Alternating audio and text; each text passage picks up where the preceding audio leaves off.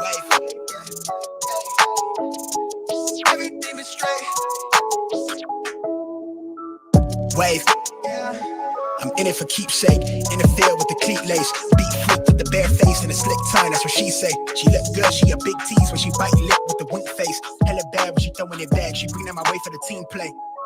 For Pete's sake, I'm above average, I padded my stats. I gotta matter what he say. I'm the 2010 young LeBron James with the backboard, type of bad boy. Hold it down for the task force. If I run his face, you ask for it. Niggas cross need to laugh more. I keep it 100 on dashboard. The live show need a passport, cause a beat bounce to the cap torn. Feel like I lived it fast forward, but I asked for it. Misfit got a quick lit on a crash course from the tattered garment to the tabloid. Fuck how I live it into existence. Might be ahead of myself, but the bank account did jump up a couple figures. Feel like nobody could fuck with us. I'm a flight risk. I play among the stars in the Hollywood Hill to space station. Couldn't even get in touch with me. Praise faith that I stuck with it. Wave. No, I really can't complain. Everything is straight. I've been on the wave. But everything I say turn into the real thing. I tell her run it up, cause you know it ain't a thing. We made it out the slums, words on the page. Everything is straight. I've been on the wave. But everything we say turn into the real thing. I've been living like I'm famous. Like I don't show my face as I'm jumping on the stage. Like I'm living in a daydream. Thoughts and imagination. She only want me when she fake. She quick to tell me I'm her favorite. She ain't told no lie, she love it when I catch my cadence.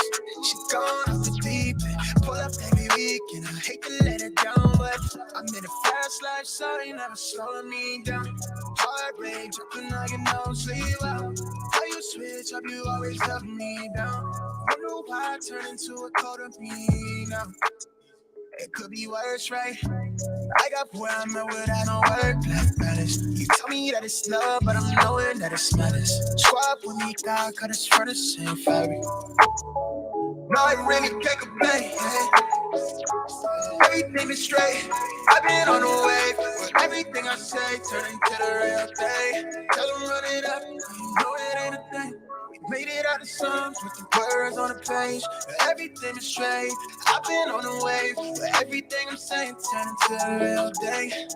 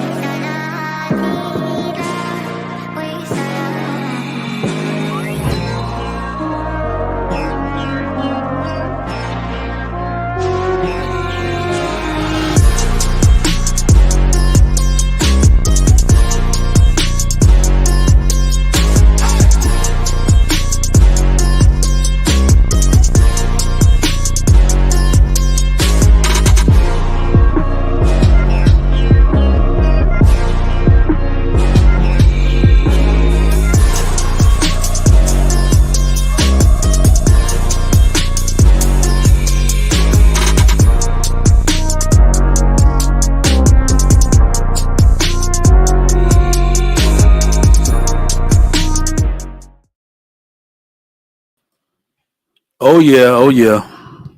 Once again, we're back. Welcome, everybody. Welcome. It is a wonderful, not really that beautiful, but a wonderful Tuesday, March 21st, 2023. It's a pretty glum here, pretty glum day over here in Houston, but heard it's going to get better. We might even get to the 70s today before we get to 80s to the rest of the week. Happy birthday to my baby boy. He turns 4 today. If you love the Trigger Mike Show and the Lapeef Network, wish my baby boy a happy birthday. All right, I had to go buy some cupcakes for him this morning. He was hype. Even got him a little birthday pin. Go on my Instagram story too. Tell my little boy happy birthday.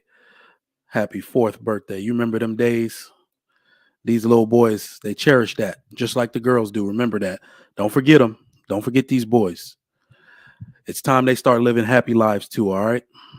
Got to worry about our boys. So happy birthday to my son. MS Best said, at him. He is him. Little Trigger. I like that. Oh, he's gonna be a competitive shooting champ. I'm speaking that into existence. He's gonna be famous in all sorts of ways. All sorts of ways. With me, as his daddy, come on. Y'all already know how I get down. But thank y'all for y'all birthday wishes. He had a really good morning.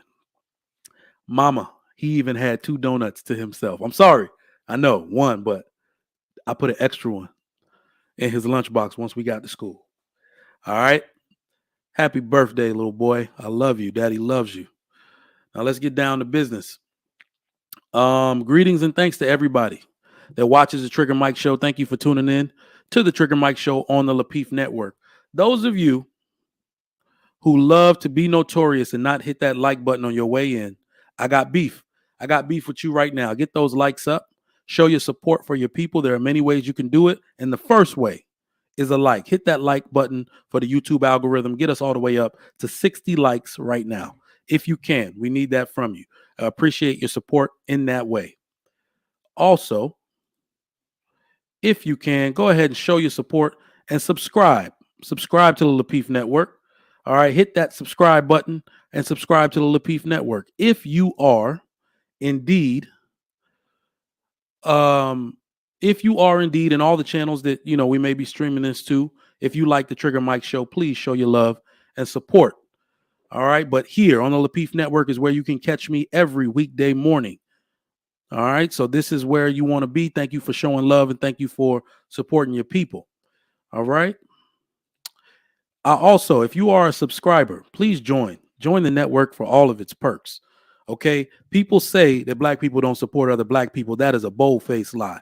Y'all love to support your people, and we're going to let you know every single way you can do that. You can support by joining the Lapeef Network. It does have its perks, all right? Join the Green Gang today and show your support to the Lapeef Network in that way if you can. It'd be much appreciated.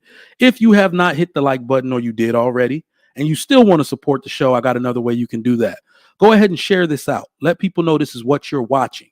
Share this out to your Facebook news feed, to your Instagram chat, to your WhatsApp chat, your group me. Let people know this is what's getting you through your workday. Or if you're a stay-at-home mom and want to let everybody know what you're watching, all right? And you can come up on the panel when the link is dropped and communicate with us, chop it up with us. We would love to have you and love to see you on the Trigger Mike Show if you feel like this topic is one you want to talk about. We got a different topic every day, but today we got a special topic. It's a special topic every day, but today we got a special topic. All right, so support the show. How can you do that? You can do that in form of super chat. All right, so go ahead and look for that button. It's either a number sign or it says super chat. That is how you can show your monetary support. We do ask questions when the panel comes up, and you can answer the questions in the form of super chat. I will be reading those super chats aloud. So we appreciate your support in that way, and that helps with all this fancy stuff you see, this nice microphone, all the equipment, all the gigabytes we have to buy. That is how you show support to your people as well. If you are watching this broadcast after it's over, and you like something I said or the panelists said, please show your support in the form of a super thanks, which is just a super chat that you can send after the show. We always appreciate that. So let's see who we got in the chat early. This morning? Dale Matthew, what's going on? Dragonfly Jones, cousin, what's going on? Mother J, how you doing? E Chanel, how you doing? Who else we got? Advanced Perception, what up? What up? Lacey, how you doing? Nayoka, how you doing? Snuggle 668, what's going on? 455 Bench Presser 82, what's going on? Chelsea, what's going on? Anytime you got time, come up on this panel, Chelsea. We love your dialogue. You're a real one. The Messenger, how you doing? How you doing? JT Devereaux, I haven't seen you here before, but welcome. Says your average sports bar, restaurant, bar scene in Houston from the video's cover picture. Oh, okay. Dark Lake, what's up? What's up? All right, all right. Who else we got? Sugar Bum. Sugar Bum is in the house. She used to be my favorite troll. Sugar Bum. Some people took over from you. Some people have taken over from you already. You used to be my favorite troll. But now, other people have taken that title from you. My man Marcus in the building. Group chat gang. That's my group chat gang right there. Take heed to the message. How you doing? Quincy, what's up? What's up? Thinking Throde, what's going on? Mr. Marriage, Politics, and Sports, how you doing this morning, sir? Isaiah Jr., what's going on? Gary Smith, how you doing? Money Muse. Bashing women is the special topics. It's not bashing women. This is just your time in the spotlight. Geez, Money Muse, I can dish it out both ways, but it's y'all time in the spotlight. People used to say the black woman is the only person on earth that has not been critiqued. It's more so black women have never accepted the critique. That's why the topic keeps coming up, right? And the way we know that you accepted the critique, because we know we talking sense. First off, I'm a husband and a dad. If I'm going to lead, I better know what the hell I'm talking about. And I do. So when we drop this knowledge and tell you how the men experience you, we won't know you're listening until more black women turn around and say, y'all sisters messing up. And that's starting to happen. I see the tide turning. And we actually got a video today to show you that the tide is turning. What a special time to address this, Money Muse. What a special time to address this. It's not bashing women if it's the truth. Just the same way it's not racism if it's the truth. Okay? My man King Spark in the building. What's going on? Regular Degular. How you doing? The real Pookie. That's my new favorite troll, actually. Sugar Bum. You gotta get your stripes back today. The real Pookie is my favorite troll. In fact, my favorite troll is the dude that used my name. Where my man Trigger Mike with the smoke. They got everybody pissed at me because he goes to other panels acting like he's me. That's actually my favorite troll. Danielle, how you doing? Miss Jill, what's going on? Quincy, Clement Gray, my man, how you doing? Dap Harris, True Table. Oh man, we got everybody in here. I might as well just get started. I'm gonna be shouting out the chat all day. What's going on, Callie, Bev? Listening while driving. Keep your eyes on the road, sister. You know we love you on the Trigger Mike Show. You know what? We love Callie Bev because she trolls us to our face. She'll bring her ass up on the panel and troll us. Okay? Some of y'all don't show y'all face. I got respect for a woman that'll show her face to come terrorize me. That's my sister, though. We got nothing but love for her here on the Trigger Mike Show. All right, so what are we talking about today? I use the word hoe too much. That's what I heard. I use the word hoe too much. My man Israel in the building. So I'm just gonna start saying 304. Keep myself protected and insulated in these streets. So what I got for you, man, this was inspired by that YouTuber Melanie King. And not that she said these special words or anything. Hidden gems. I see you. What's going on, bro? It's that what she said was so impactful. I was writing this anyway, but I had to kind of change the title around. She said something on the pregame show on Just Pearly Things show that it has to be shown. It got to be shown, and we got to dissect this. I'm going to put this video up, and when I say I need all ears on this, y'all, I need all ears. Y'all need to listen to what this woman said, all right? And not only that, I want you to pay attention at how everybody listened. Because when I talk, people listen. I'm a man. I understand that that's the effect men have, but it's hard for women to listen to other women. It's extremely hard for women to listen to other women, and they were listening to this woman. I want y'all to hear what she said. Many of you already seen this video. Stay tuned.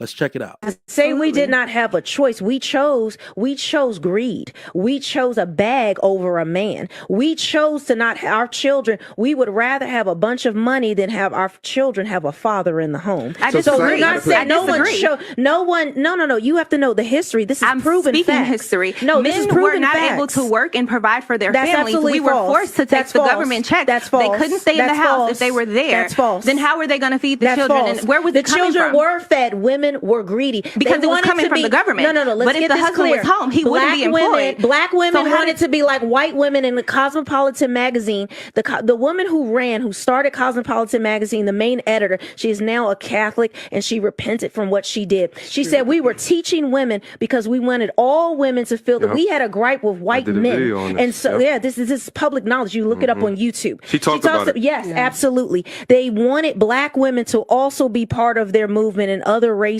because it wasn't enough. The black woman and the black man had to stay together in the U.S. because it was the only way for us to overcome. What they did was with Cosmo, they lied. These were women that would say, you know what? There's a single woman moved to New York. She's sleeping with different men. She has her life. She has her own money, her education. She's getting these jobs. These women were promoting promiscuity and living a certain lifestyle when they were all married. They were all lying and making up these people because it was supposed to be a fantasy magazine. But women were taken as gospel and real. And so what happened is black women saw the white woman as pinnacle, because we're not going into colorism and all that. That's not what this show is about. But we saw the white woman as what to strive for as black women. We're saying these white women are free. These white women are independent. These white women don't need no man. I don't need mine. He's not doing enough. He's not good enough as a black man, when our entire lives, how we came out of everything we did in the U.S. was through the black man and black woman coming together. So we allowed these women and these corporations who wanted to make money off of our backs,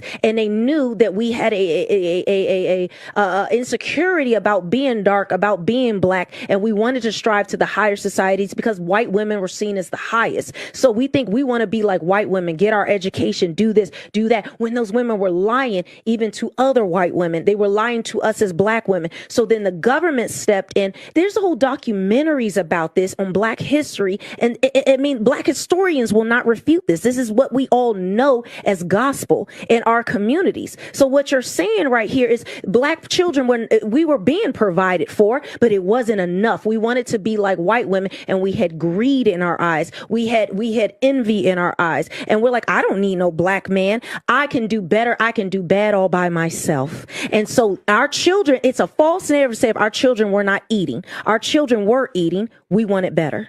And because the idea it's a money.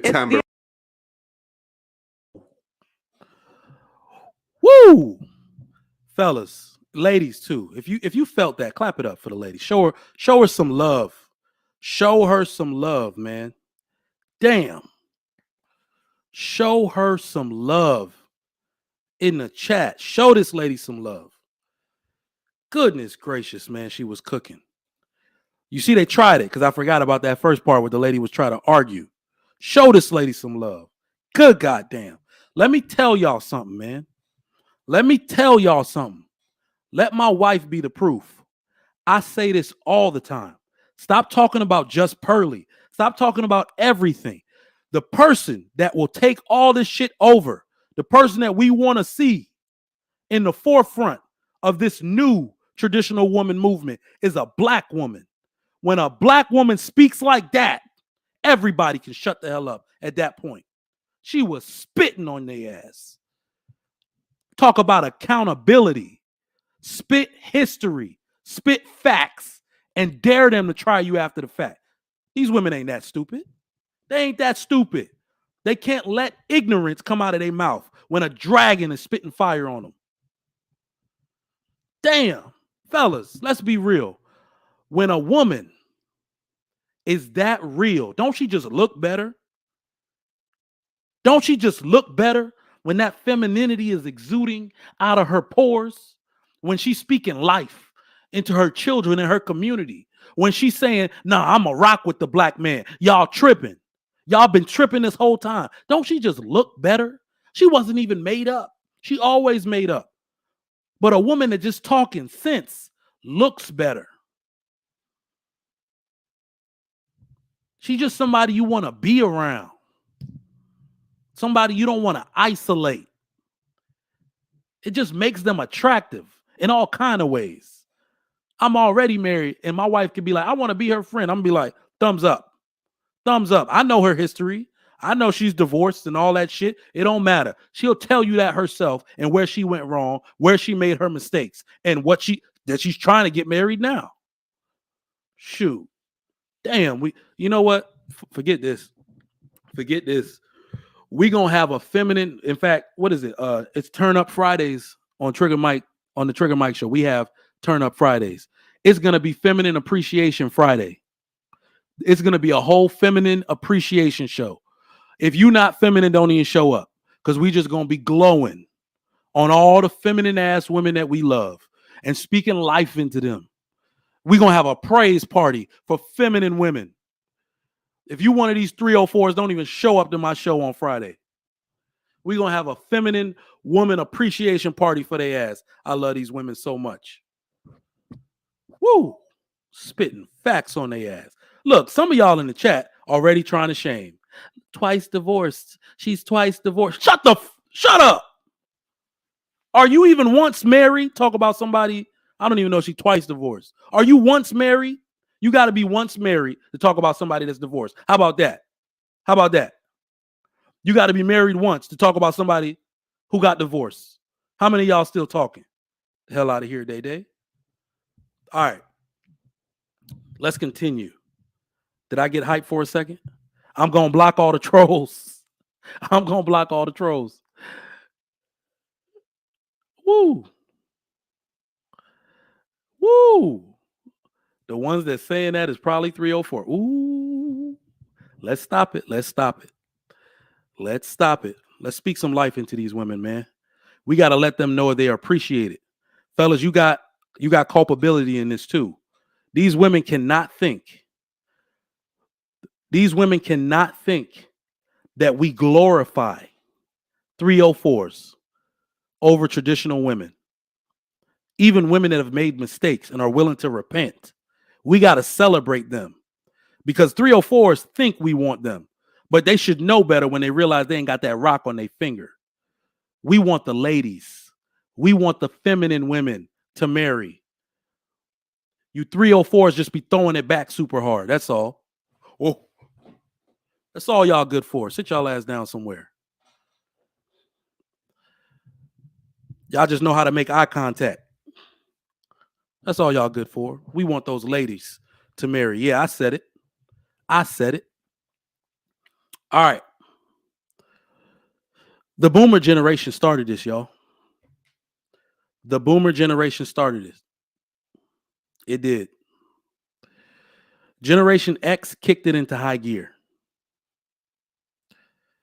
The millennials put this in overdrive. And geez, Generation Z did a pit stop, changed the wheels and tires, refueled, and continued the race. Y'all see it. A bunch of women just left. That's all good.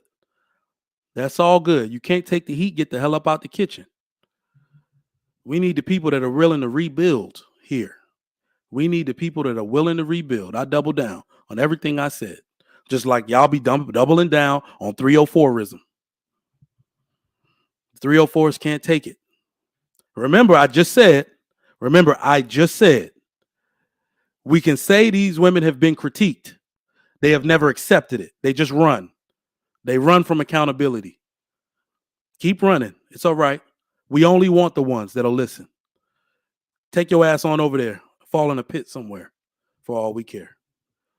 Listen, I got to say something to y'all, man. I got to say something to y'all. Female empowerment is a sham. Don't get me wrong. I understand what it's supposed to mean. But female empowerment is a sham. This is part of the reason we got here. As Melanie King said, You were sold a bill of goods. You were sold the cosmopolitan woman lifestyle. A point on that, one of the bullet points there is female empowerment. Be careful with that word. Let me explain what I mean by this in detail. Nothing about female empowerment promotes responsibility, family, or partnership with your male counterpart. That's how we know it's bad for you. Everything you're going to end up wanting once you're done with that life, you have no idea how to do. You have no idea how to maintain it because you were never taught, because your mind was somewhere else. You were focused on empowerment. You should have been focused on family. You should have been focused on partnership, on those duties and responsibilities. Now you just can't seem to get it. How many women are in that boat today? These people lied to you. They took your dollar. They sold you vacations. They put you in college debt for an underwater basket weaving degree. And then you went and got the master's in underwater basket weaving, in above ground basket weaving. Give me a damn break. 5 years later, you don't even do that damn job in that major no more. And you want Joe Biden to save your ass. Get the hell out of here. You did this to yourself. You're not listening. You're not listening. Sugar Bum is quickly trying to become my favorite troll again. I'll take career over children. If you must, whatever you like, do as you wish. But we got to draw a line in the sand. Just pick whatever side you on. That's all I'm saying.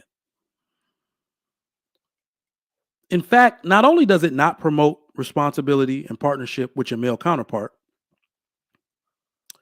it promotes selfishness. Aren't women today extremely selfish? Chat, let me know. If I could collect from every sensible, well-meaning, thinking and feeling male on the gripe they have with modern women, it can be encapsulated in one word. With one word, selfishness. But that's weird. It's weird because you expect the man to be unselfish. You expect him to be selfless and dedicate his whole life and provision to your ass. The hell out of here. We don't want y'all. Not only does it promote selfishness, it promotes a work-life imbalance. Not a work-life balance.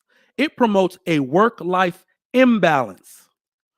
That's what sparks you wanting a divorce. You call it finances.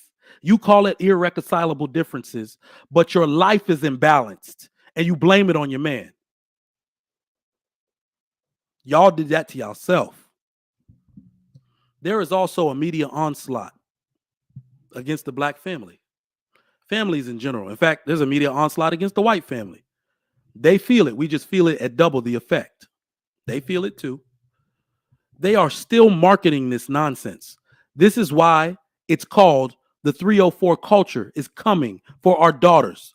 They are doubling down on this nonsense in the media.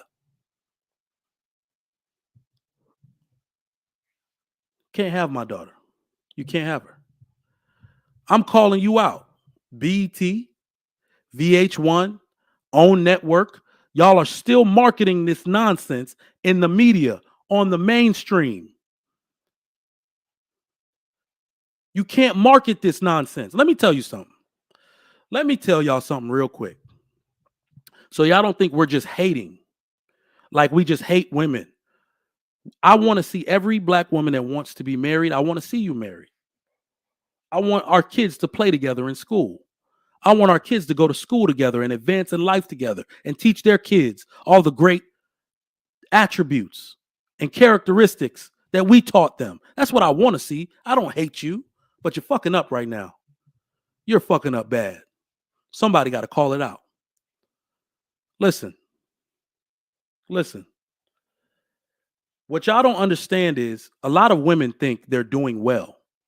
They think they got what they want. But let me make this clear to you. If black women were a company and your behavior was a stock, nobody's investing in you right now. You're not a good investment right now. You're not a good stock tip right now. I'll wait, see if the market goes up. I'll see if the market goes up. Not right now. Let me explain why. If black women were a company and your behavior was a stock, nobody's buying right now. Everything you claim to be company-wide as black women has netted you no profit. In fact, it puts you in the deficit. Children out of wedlock, strike, value down. School debt with no jobs really, because you can pretend. We can pretend that all these jobs and get into the bag. Second poorest group of people in the United States. Strike. Huge strike. Most evicted people in the United States. Bad money management. The most evicted people in the United States. Another strike. Y'all not a good investment right now. It's not looking good right now. My man True Table said obesity, consumer debt, not to mention your baby father that a man got to deal with when he get with you. You're not looking like a good investment right now. And yet TV and media is still marketing this lifestyle to our daughters like this shit is cool. I won't have it. Women have gotten mixed signals from this female empowerment movement. Let me do something in comparison to show you where I'm coming from with this.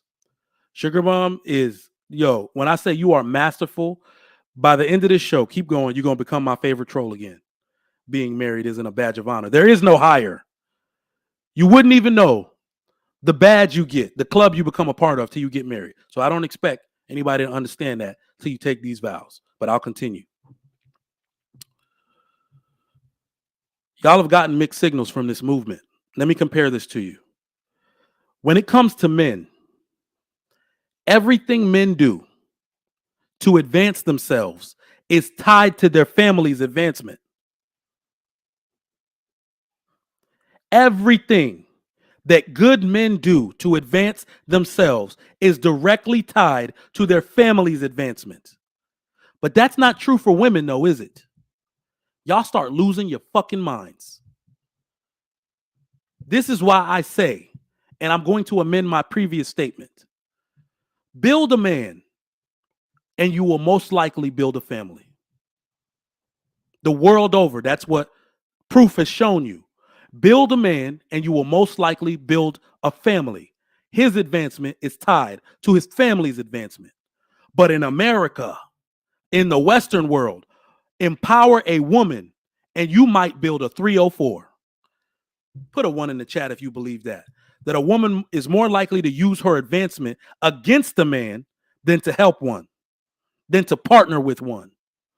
I ain't building no 304s around here. The world needs to build men. We got this shit. Y'all gave power to the wrong person, or at least some kind of proxy adjacent power. They ain't got no real power. Empower a woman and you might build a 304.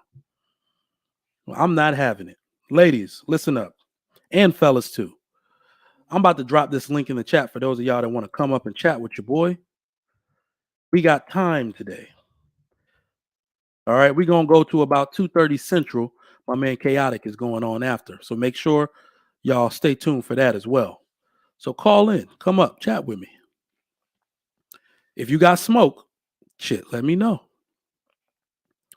Ladies, y'all got to watch out for the hidden language in the things that are being marketed to you. You got to watch out for the hidden language. I saw something. Of course, it's marketed to women. Everything is marketed to women these days, right? Live life on your own terms.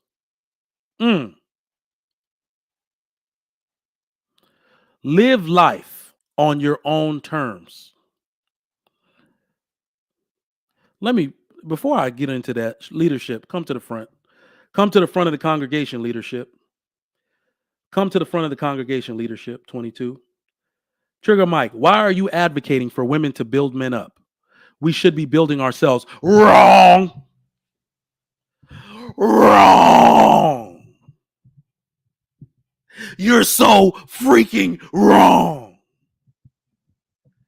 Someone told you that if you build a man, he gonna walk out your life. Someone lied to you.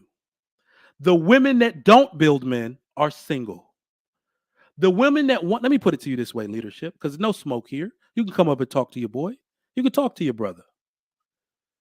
The only women that are sitting down in their house today comfortably understand the concept of building their man, building the right man, seeking opportunities for him, doing his budgeting, doing his groundwork, his grassroots marketing, while he's working tirelessly on behalf of his family. You have no established precedent for what you just said.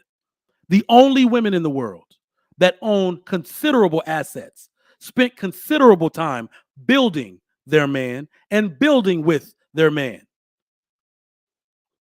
What type of shit is this? This is the same fruit. This is fruit from the same poisonous tree. Don't build your man? Shit. You ain't got the capacity for work that I do. A smart woman, Chris Rock said this. A comedian told you this.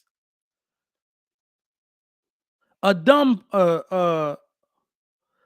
person goes to work. An idiot goes to work.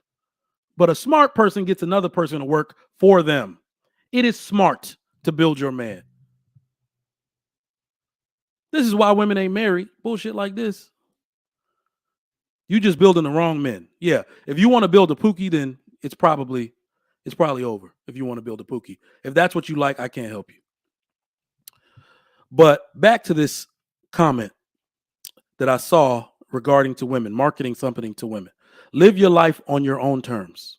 Ladies, do you not understand that men, very few men, live their own life on their own terms? Once we have a family to care for, we live life on everybody else's terms to provide for that family. Y'all want something that men don't even do.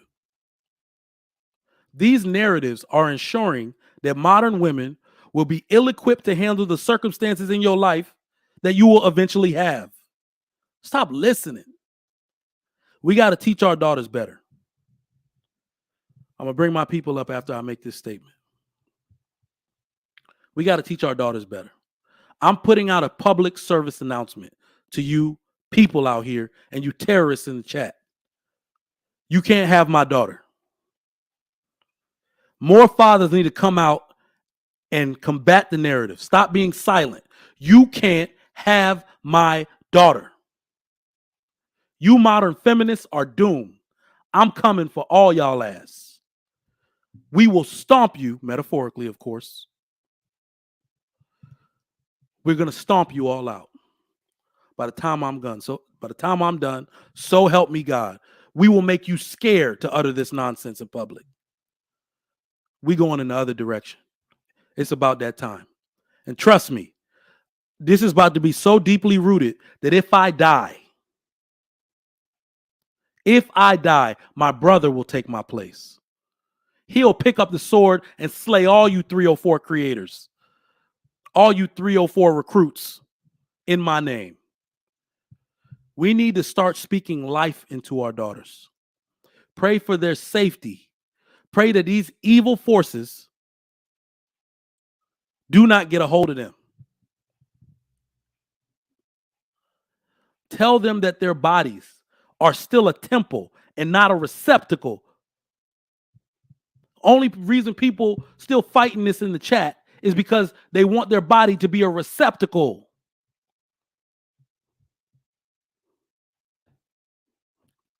Teach them that virtuosity, femininity, elegance, and chastity are still desired. That is how you get the man you want. These ladies and some of these ladies in the chat only want a man for a good time. I'm going to teach my daughter to want a man for a long time. Keep a man for a long time.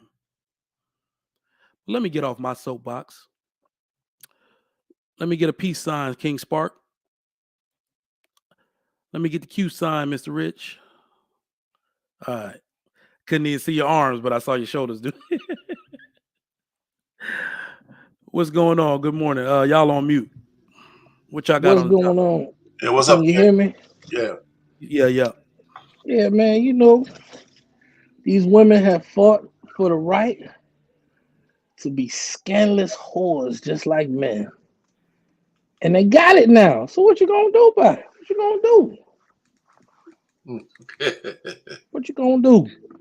They fought tooth and nail for not only what is it? Women's empowerment, sexual liberation, and this when they got down and dirty with it.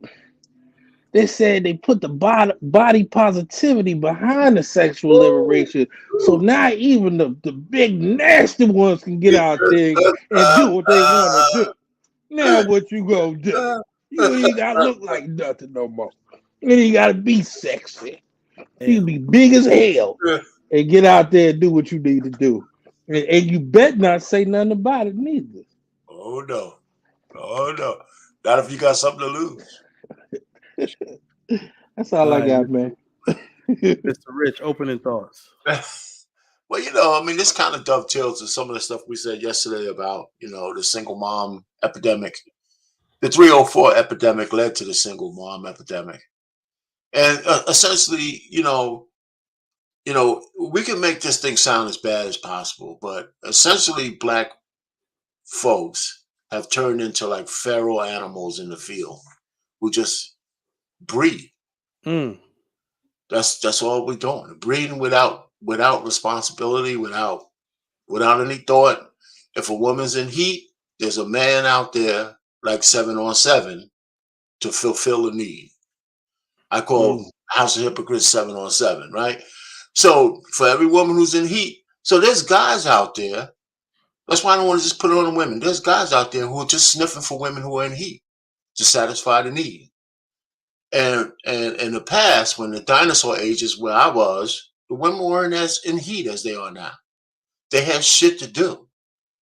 They had responsible fathers in the home. They had church. They had, when church was really church, they had a lot of shit to do. And the last thing they was thinking about was some horny dude trying to stick his Johnson in them. Okay. Now that's all gone. So for every woman who's in heat, there's a man out there to fulfill the heat, whether that guy's a good guy or not. And then you go through the bell curve about who the guys getting all the putty woody on both ends of this bell curve spectrum.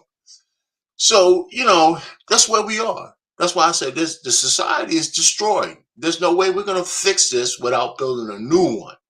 Because we can talk to, we're blue in the face. The women who think having sex with a whole bunch of eggplant, they're never going to change because they're already broken.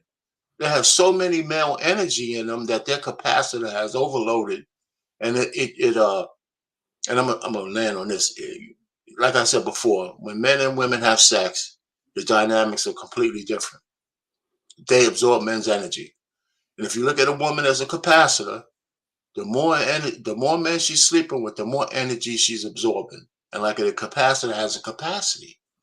And we know for a real capacitor, we know how to dissipate it by plugging some shit into it so the electricity could go out.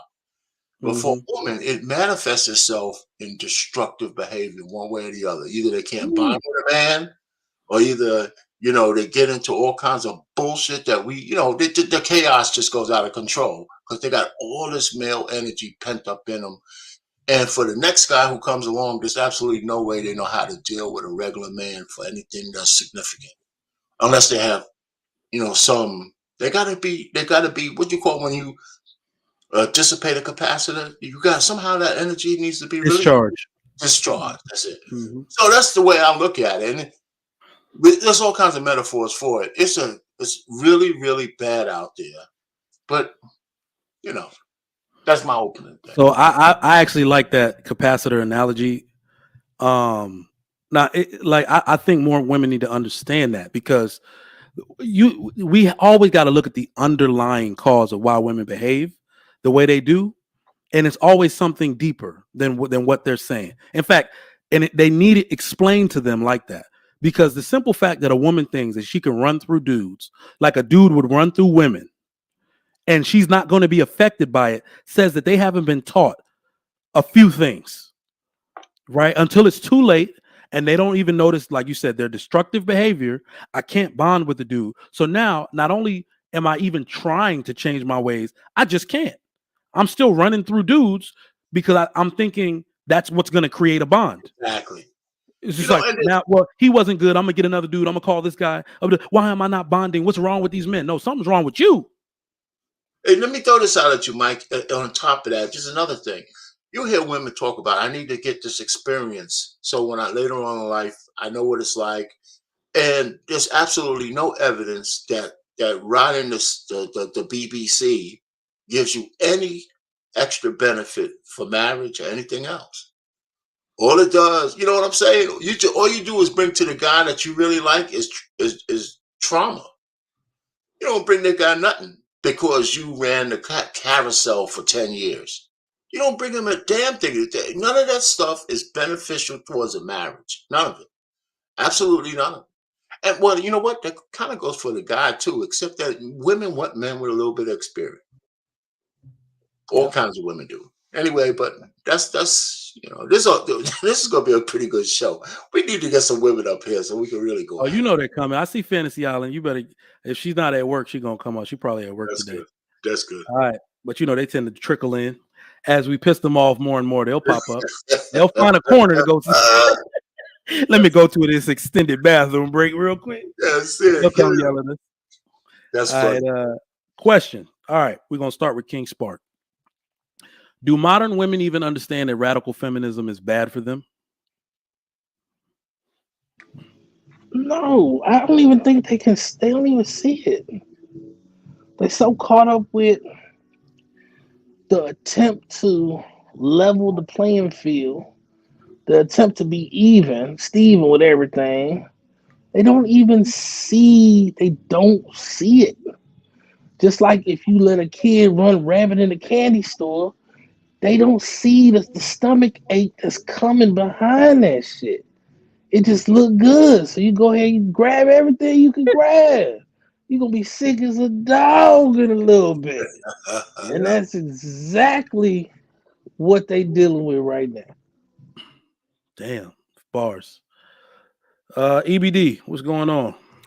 Chilling, was tuning in, costing me the monologue.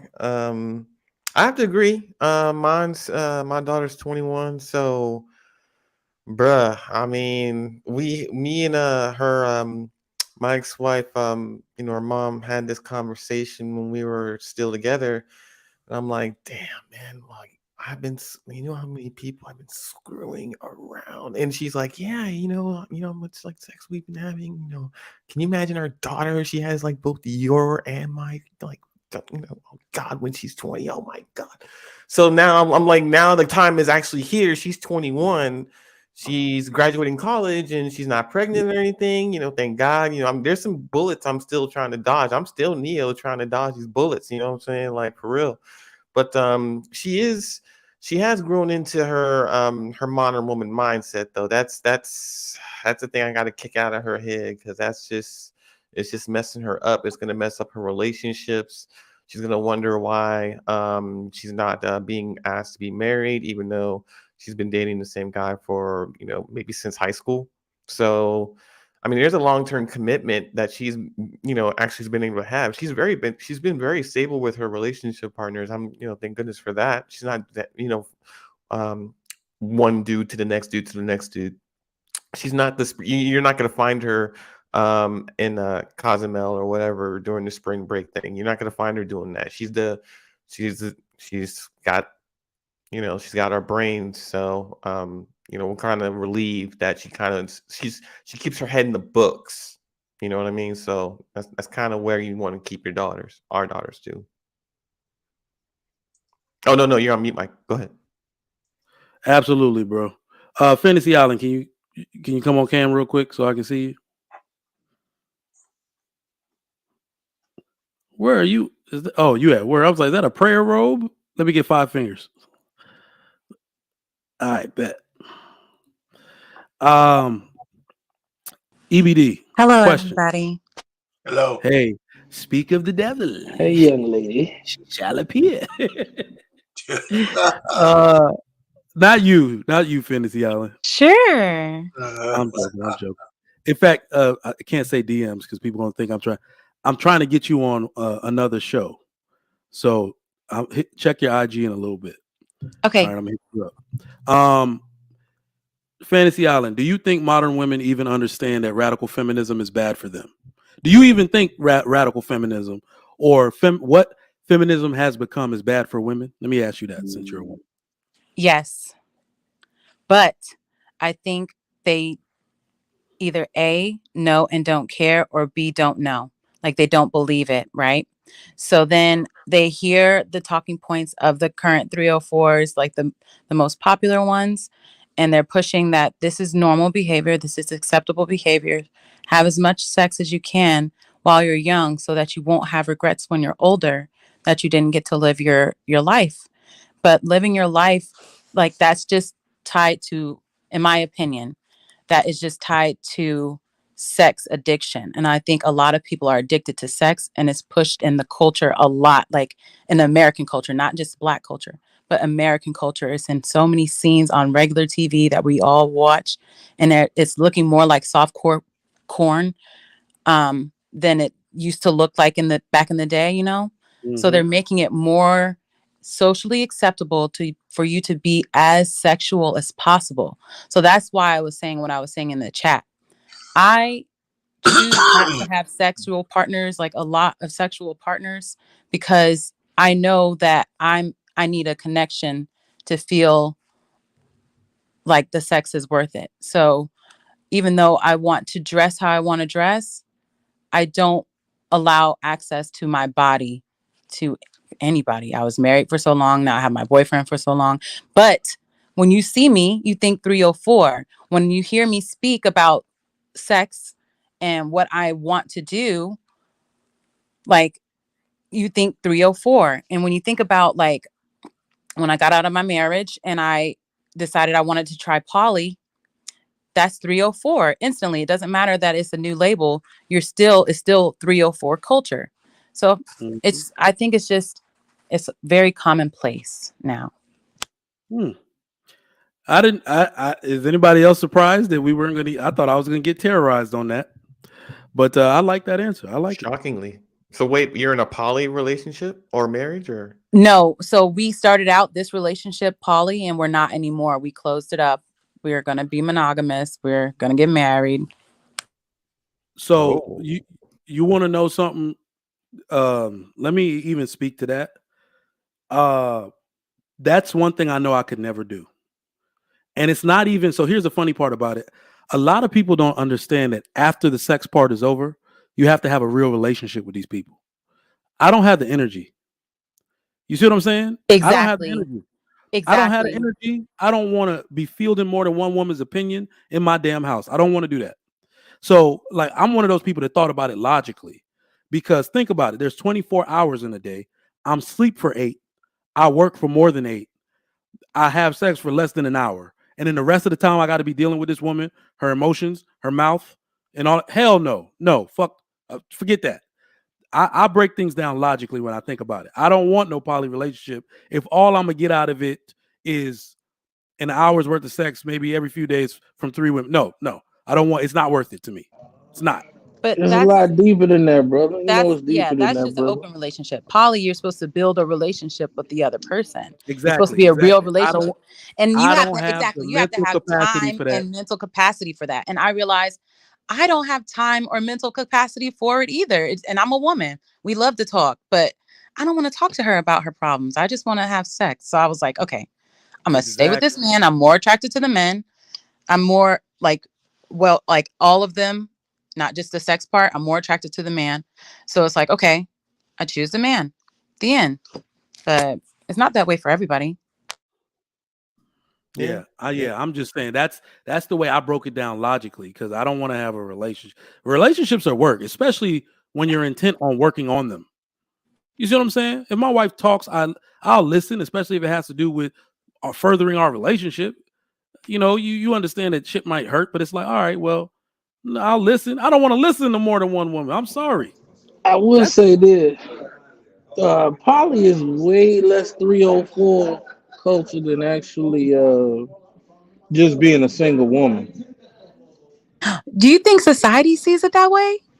Well, I I would don't. agree No, with I that. no, mean, no, I no, would no, agree no, with no, that. no, because a society sees poly as open-ended when poly really is about selecting your who's going to be in a relationship like a throuple. So Exactly. yeah. But they don't see it. We tried to explain it to them so much yesterday. They do not see it that way at all.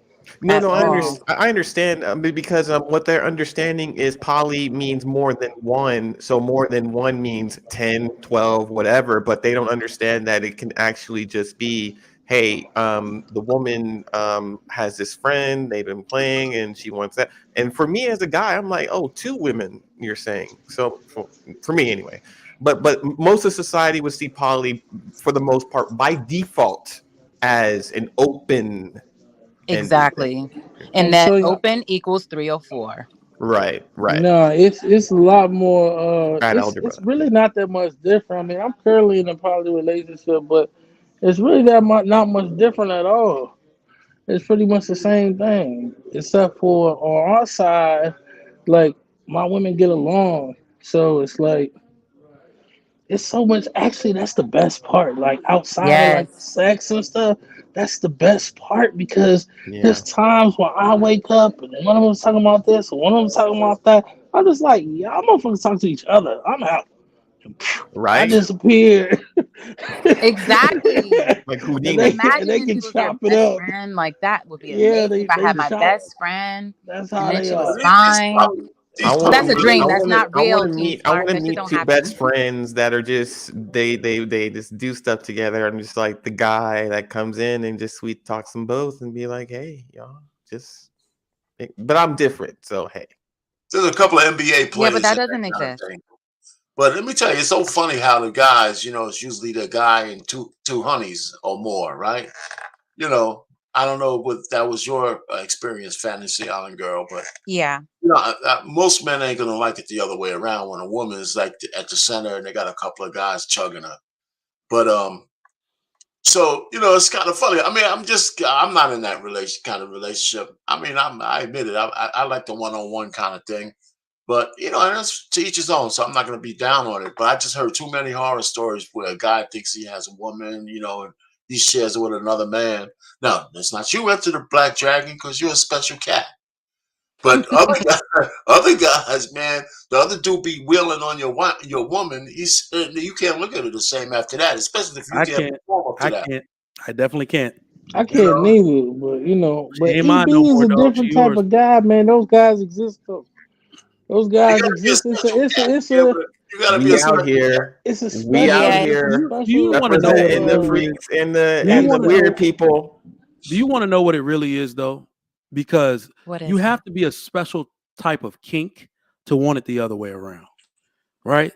Yeah. Because and I've actually heard, we don't talk enough about this. Some women don't want it the other way around. A woman who understands a woman's nature, some women will be like, why are you letting me? Why are you even proposing this? Because whoever has the woman's mind has her body. So if you're just going to give your woman away like that, some women will feel like you think they're dispensable.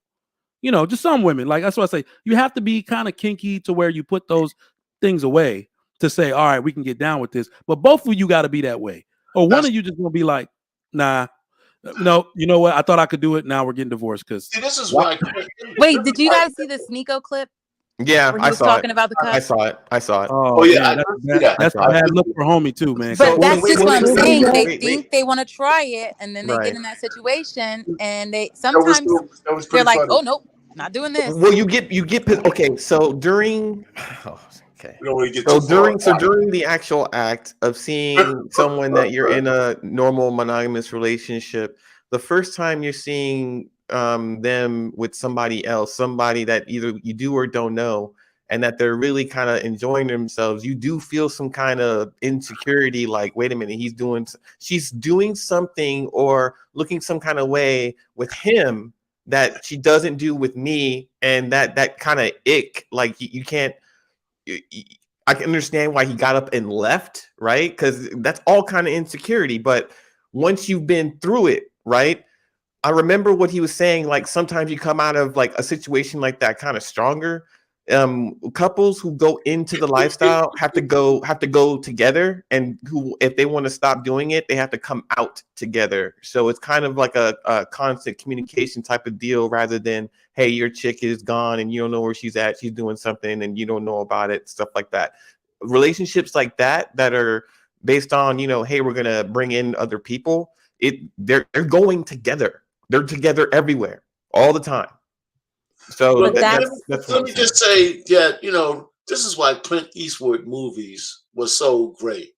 Because when he uttered that line, a man's got to know his limitations, that was 100 years ago, and I use it all the time. There's just no way. I mean, I don't even get into things I know that I can't handle. So I mean, some guys, yes, I'm not knocking it. I just know that I'm never going to be able to handle it. And I'm one of those kind of guys who don't care what my wife or girlfriend used to do. I just don't want to see it. Exactly. Yep. And the reality is you're supposed to go everywhere together, right? You're supposed to do it together. You're supposed to be honest. Exactly. But you got to remember that people lie all the time. It doesn't matter if they're poly or monogamous. People lie, period. So they can lie to you even when you have the ability to talk to each other openly and honestly. They can lie to you. So you can't have that sense of security. You have to get tested more often. You have to get tested with your partner all the time, the time. And that's a lot of stress. Let me break this down a bit logically. That's why I say, for me, everybody got to understand who they are, because I did a lot of bullshit in college, right? Because remember, if you're not married, you're single. So I never even thought I was doing anything wrong. But you also got to understand that your impulses. So when I put those things away, I had to put them away. You see what I'm saying? And I know if I start some bullshit like that, and this woman is the throw it back queen of earth, but yet we establish rules that you only gonna do this when it's us, and the kids got to be away and it's a Friday night. I'm gonna have an urge to be like, well, no, maybe every once in a while I'm just gonna visit her by myself. I just feel like you open it up to all of that, and men got to know that sometimes you don't have the impulse to be like, I'm not gonna.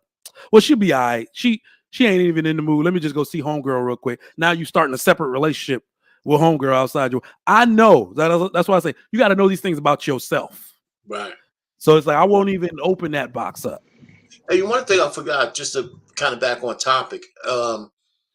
Last year, I ran across this video from this lady named Emily, a white lady named Emily Jasinski or whatever. And she was talking about how, she didn't call it 304 culture, but she called it the sexual revolution, how it began to fail white women.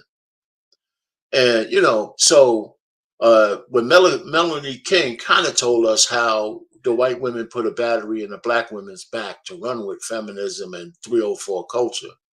And this lady was talking about how for a lot of white women it's over, and the destructive things that it has done to white women.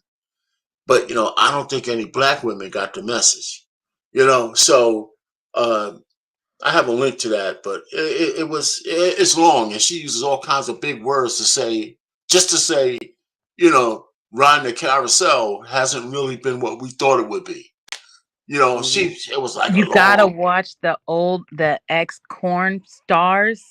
Oh, you gotta watch them talk about their lives now. You gotta watch them tell the truth now, because everything they're telling in the beginning is a lie. It's a lie. Life after corn. Yeah. Yes. They're almost all broken. Exactly. I haven't seen one yet that's not broken, and that's how it's toxic for you. You haven't seen any success stories, because if there was one, she would be dying to get out there and be the one that actually did it successfully. She would sell a book on how to do it successfully without coming out on the other end broken. But she has not. No one has been able to do that shit, because they are all broken and we can all see it. Damn. So you want to know what's funny about that? The reason I think when I look at why women behave this way, in such high volumes is because somewhere in there, it's a great lie. That's why we use the word delusional all the time, because somewhere in that delusion, you thought you could change how men think. You thought you could change how men view you after you're done with all of that. Because what feminism did was a masterful job of making them think they actually determine their own value to men. That's why they're so quick to tell us something about yourself that's interesting. They'll tell us their job. I don't give two shits. As far as the woman I'm a pick, what about you? You thought you could market yourself to me like a man and I was gonna like be doing backflips and shit. You never changed. That never changed. Men have never changed. We still want the same things in women that we want. Some form of virtue. Are you going to be a good mother to these children? Why the hell do I give a damn about your accounting degree in this sense? Not that it doesn't matter. Everything you do that can help this house is appreciated. But what's going to make me marry you is not that accounting degree, right? So they thought they could determine their own value in a man's eyes through all of this. So it's like, I can participate in 304 culture. Let me tell you how real this is. This is why I say you can actually tell a woman's body count. If you ask, if there are women who participate so much in this culture, they become arrogant and start trying to match you sexually. So when you talk, a little bit about your past, they want to match you and be like, I've had these dudes before. It wasn't that great. I've dated this guy, dated that. It's like, ugh. When did you think that would be attractive to me that I want to hear about other guys on one of our dates? That's weird. But it's all a part. It's all a part of this modern woman feminist suit. Hey, you know what, Mike? I think too, some of these women are broken. And I know what's also not said a lot is these women that give up on men and love, they just don't admit that. Like, they just need to just say, you know what, I done gave up on love. I done gave up on having a man. And what I find is once you've given up, it's hard to go back and change that shit around. And that's what it seems like the type of lifestyles that they choose to lose is like you don't give a shit no more. Or at some point along the journey, you say, you know what, this shit ain't gonna happen for me.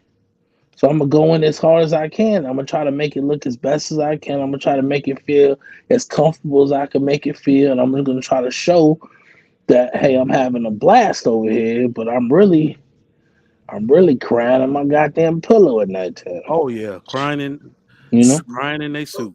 And it's not just the men. So it's like, obviously it's not what men want, but you get scarred when you're doing that. So it's you looking at yourself, your little girl and you looking at you as an adult, being very disappointed in what she turned out to be. And even if you could get a man that accepts you after everything you've gone through in the corn industry, you're not accepting yourself internally, the things that you allowed people to do that you did not want to do. And they had to go more and more extreme because of the demand and the oversaturation. So they don't realize how much they have given up money or given up their body for money, and they don't value themselves anymore. They don't value who they are as a person anymore. So they can't be a good woman to any man. They realize that it is over for them. And that's, I think, another factor. Other than the men don't want them, they know they can't be the woman that the man needs them to be anymore. She's gone. Let me piggyback off of that too real quick. I just want to get it in because Mike and Tennessee Allen go, you're correct. It's not just that the women wanted to change men's minds, okay? I said this before, I'm going to say it again. Just like men's nature hasn't really changed, I don't think the women's nature has really changed either. They had other things to keep it in check, right? So it not only did feminism try to get them to say it shouldn't matter to men if it doesn't matter to you. Feminism, the number one thing that it did to women was tell them to put their virtue on the back burner. Your virtue doesn't matter, right? Your virtue doesn't matter at all. And then, of course, you'll find a man to accept you as you are. And the truth of the matter is, the reason why porn stars and women who are real 304, one of the reasons, is not because men really worry about how many guys you slept with. We do. However, it's how you are viewed on my arm. It's how you make me come across to my peers and the men I respect. I can't go nowhere with a chick who's been around the world, or a chick who has tattoos from head to toe. If she's been a 304, and if people know about it in my circle, I can't gain the respect I need as a man in front of the men I respect and the peers that I have. And that's a big deal. If it was some kind of secret, man might be able to do it. And the porn stars who do find husbands, those are not the men that they would pick as their first choice. It's the man who would tolerate that. And those kind of men ain't the top of they ain't at the top of the food chain, I can tell you that. So there's a lot of different factors to where 304ism has hurt women, and porn starism is the extreme part of the 304ism. But that's where it's at. So how do we? I guess we'll get into the discussion. What's the fix for that? I don't know if there is one. It's always been with us as long as there have been men and women and different forms of sex. But the numbers weren't the same. Well, right. But I meant there's always been like a 304 culture. You can go back to any kind of civilization. There's always been women that are like born of and made to be used as sexual value kind of only. So I mean, today we see it different because it's on the internet and it's in our faces everywhere. But so it could be that we're looking through a different kind of lens, because think about it. We're in an era where where in 2020, everyone saw what happened to George Floyd. It was one scene that happened to one man, but it was all over the world, right? So it could be that, we're seeing this and it's just maybe a smaller minority of people, but look at the lens that we're looking at. It's just cameras, so it's everywhere. We think that it's maybe like some percentage or some massive kind of epidemic, but we're talking about the same people, right? We're not talking about good ones. You can't tell the virtuous women these days from the 304s if you just look at them on the surface, because they all try to. Well, that's what Fantasy Island Girl just said. Yep. Yeah. That's what she just said. Right. She said, if I give you two cops, you don't know which one is the good one and which one's crooked. Right. You know what I'm saying? So there you go. I think they got the same uniform on. Yeah, but I think the modern lens kind of twists our perception of, like how big of a problem it might be. So Fantasy Island, so that's a question for you. That's right. So do you think that is kind of making it hard for the good girls to be seen in the right light? Yes, because they don't get seen. And that's what they complain about all the time. When you finally talk to the good girls that have not gone bad yet, they say, they don't even pay attention to me. They always go for the bad bee. Even though they know that she's toxic for them, they want to be able to conquer that woman.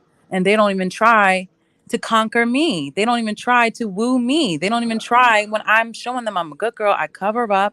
I speak softly. I'm very feminine. I'm very fit. They're not paying attention to me because I'm not showing them that I'm going to give them the end goal. And that is the end goal for most men. And they say that up front. I don't want to wait no 90 days. I don't want to hear no 90-day rule. I don't want to hear about no virtue. If you're trying to do all that, then you trying to play games. I'm not playing games with no girls. So it's like, okay, what is her answer for her to find a man to take her seriously, to get her to know her? She's going to have to wait much longer than the 304s. And it makes her feel like, well, I can just dress as one so I can get him hooked. He can give me a chance. He'll see I'm a good girl.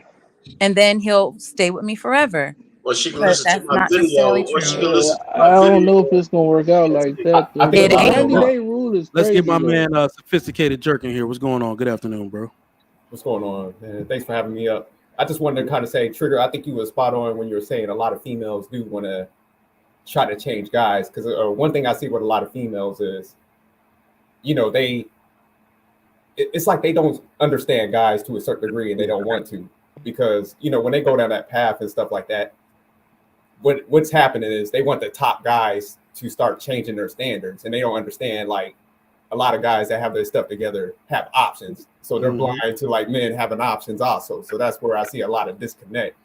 So even going to, like, what Fantasy Island Girls saying about the good girls, like, kind of saying guys ain't reaching out to them, that's kind of cap. Because there's a lot of guys that's probably hollered at them. They just don't want those individuals. So what I kind of see that's happening in this market I said, yeah, probably.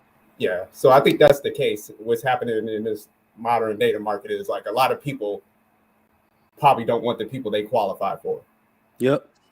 And so women have this thing about settling where they're just like, I'm not settling at any cost. So that's where they get in that bitterness. Which the worst part of it, sophisticated jerk, the worst part of it, ladies, you are going to settle anyway.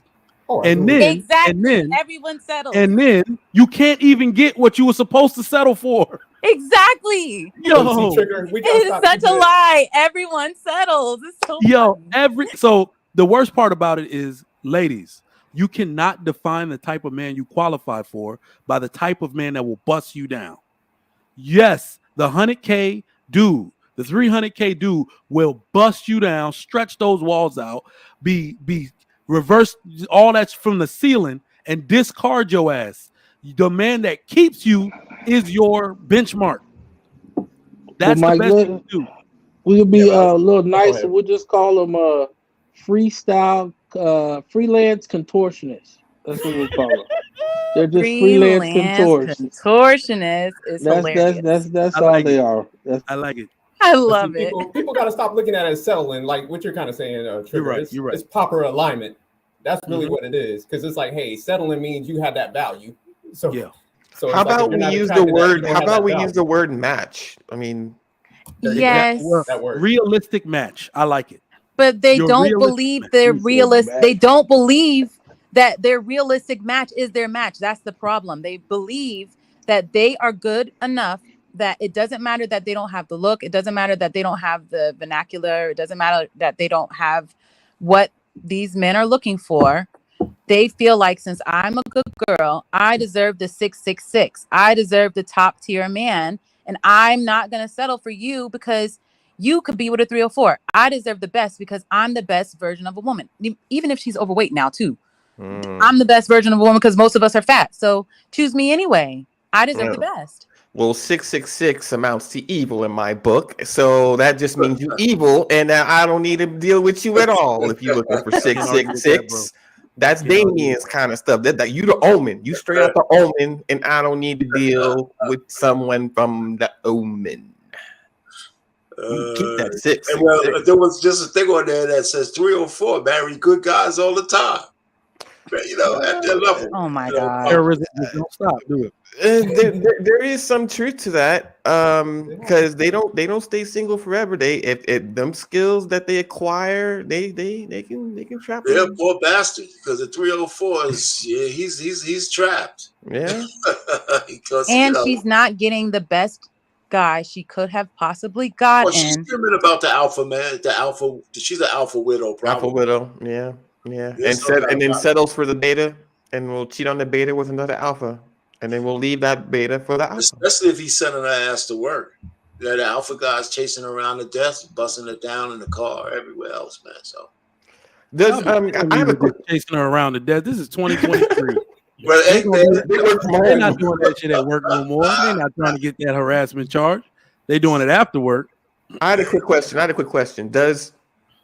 As far as the whole uniform of 2023, would we is it safe to now kind of generalize a woman with a lot of chest tattoos, sleeves as kind of like one of the kind of telltale signs of a 304? Most definitely. Is that on the table? Yes, it is. No, damn right, it's on the table. It's different because military, you get tatted. That's just what you do. Like it's the culture. But I guess maybe civilians you don't. So Tennessee Island girl. I have one of my ex-husband, but where's it? Oh no! Yeah, you got the worst one. But it's not. We were married. We got our names together. I know. So I know now. My wife can say, "Let's go get tatted today." I'm going to say, "Hell no."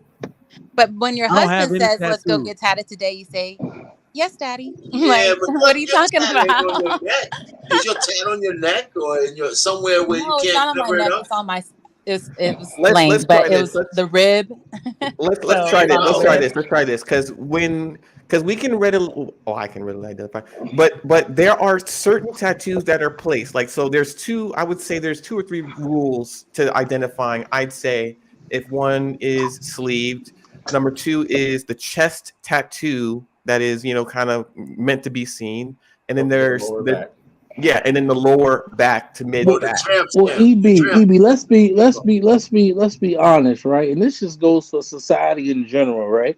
When you have male or female, when you come with the visible tattoos, you have made a distinction and a decision that you're not going a certain type of way,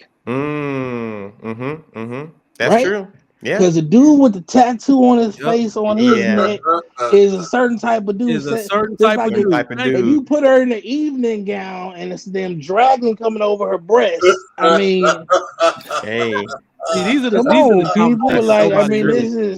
These are the And it's the conversations this is truth. what it is. The truth, This is isn't it? what it is. And I didn't make the And goddamn this is rules. how. Should Let me I just tell observe? you how.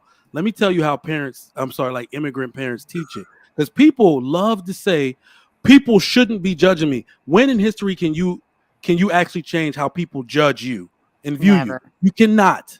So they tell you, do you want to be taken seriously by others? Yes. So that's why the funny thing about it is people will say, I don't care how others view me, so you can't get that goddamn job.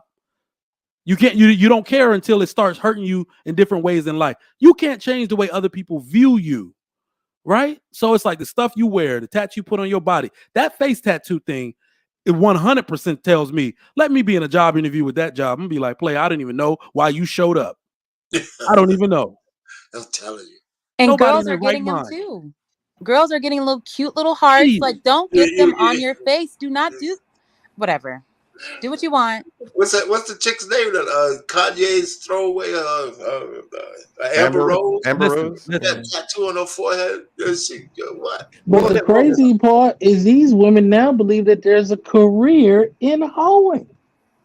Because she has a something called Wait a minute. They're trying to get in early. Wait, because that's true, but it's a small percentage, but they're not wrong, dude. Like Monica, I ain't said it was wrong. Monica, the most famous. It'll be Monica. written in history somewhere. It'll be written somewhere. It'll be written somewhere. When we understand one sex act or a sexual relationship between a president and this one woman. Oh, she's it. She's the most famous one to the day she dies. Isn't she married? I don't know her status. I don't know exactly. All I know is she No. This is what I'm saying. What kind of dude marries Monica Lewinsky? I don't know, bro. Break that down for me. Always somebody that's gonna marry you. But on the real, if I saw her face to face, I'd be like, hey, you said you know what? It's presidential, right? A lot of dudes would marry Monica Lewinsky because you got to think. If she's sucking the president's dick, that's a top of the line. Right there. Yeah. That's first class. I'm not gonna lie. Right I'd have to sample it. That means you gotta feel like you in the same predicament. Like give me that. You are the resident hoe of the Trigger Mike office. Show. We know you gonna sample it, EBD. You are the resident hoe of the Trigger Mike Show. Yes, we know you will sample. Tell you, man, Monica. No, but see, this is my feeling about getting with women that have done super promiscuous things. I understand that you could kind of fall in love with the person and not the act, but I'm one of those people that'll backtrack in thought and be like, just one day she'll just do something. Never should have married this hoe. I'm one of those people. It'll never leave my mind. I'm gonna bring that shit back up. I bet you won't say that when you was sucking the president. I'm gonna bring it back up. I'm gonna bring it back up. You know how they say let it go. Let it go. Don't bring it up. I'm gonna bring it back up. On that, man. It was pretty. I'm childish. Get your shit. Take this dress and get out. Yeah, naturally, you can know that your woman probably did something in the past. I'd rather not know about it, and the world not know about that shit either. No, thank you. All right, we got another question. Listen, let me get these super chats out of the way before we continue. Oh, we got another one that came through.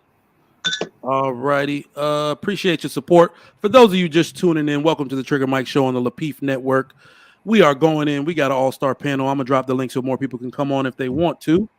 Mr. Marriage, Politics, and Sports. Today on the Trigger Mike Show, we will be exploring the destructive impact of 304 culture. Throw virtue out the window and let's get it on.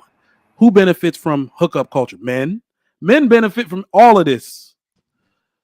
Women just end up feeling empty and hollow and can't get a man, unfortunately. They AL, end up $2. empty and hollow literally too. Domesticity doctrine. I will. I am DPP, discipline, prioritize, and purpose, $10. It will always be true. A high body count woman cannot be a wife for long. Some people are stupid enough to marry them. Don't lie. They won't be one for long. Their true nature will always come out. I am DPP, $20. Appreciate that. Let's flip the script. The other issue, guys, do to contribute to the problem. Thinking with the wrong head. You can get better and different results for women without having sex with them that entire first year. Let me tell you the truth behind this statement. I got that advice one time and said, listen, bro, I was talking to a friend. I was messing with this girl. I didn't know her in high school. Like, we had a class together and I thought she was super fly. And then after that semester, her parents moved and I did not see her again until college. And you know how you like see a girl and you're like busting your brain. Like, if you have no organic way to meet her, I'm not one of those cold approach guys. I think that's, some dudes do that. I don't do that. So I got to figure out this was the first and only DM I ever sent. Cause I lied before. I said I never sent a DM. I never sent a creepy DM. This is the early days of Facebook, right? Where you could just know someone's name and type it in and her name came up and I was like, hey, remember me? And this girl was like, yeah, we had such and such class. I was like, yes. All right. But where the hell was I going with this story?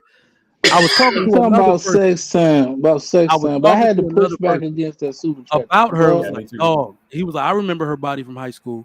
He like, do me a favor, dude. She a good girl. She a wife type. He like, don't even just get to know her, bro. It's like, that girl's so dope. I said, wait for her to ask you. Like, go so deep into the talking phase and the dating phase. Wait for her to ask you for some sex, bro. When I tell you that shit took like my experience of what you can experience in a relationship to the next level, right? It took it to the next level, and I'm like, wow, this is really true. I'm gonna try this.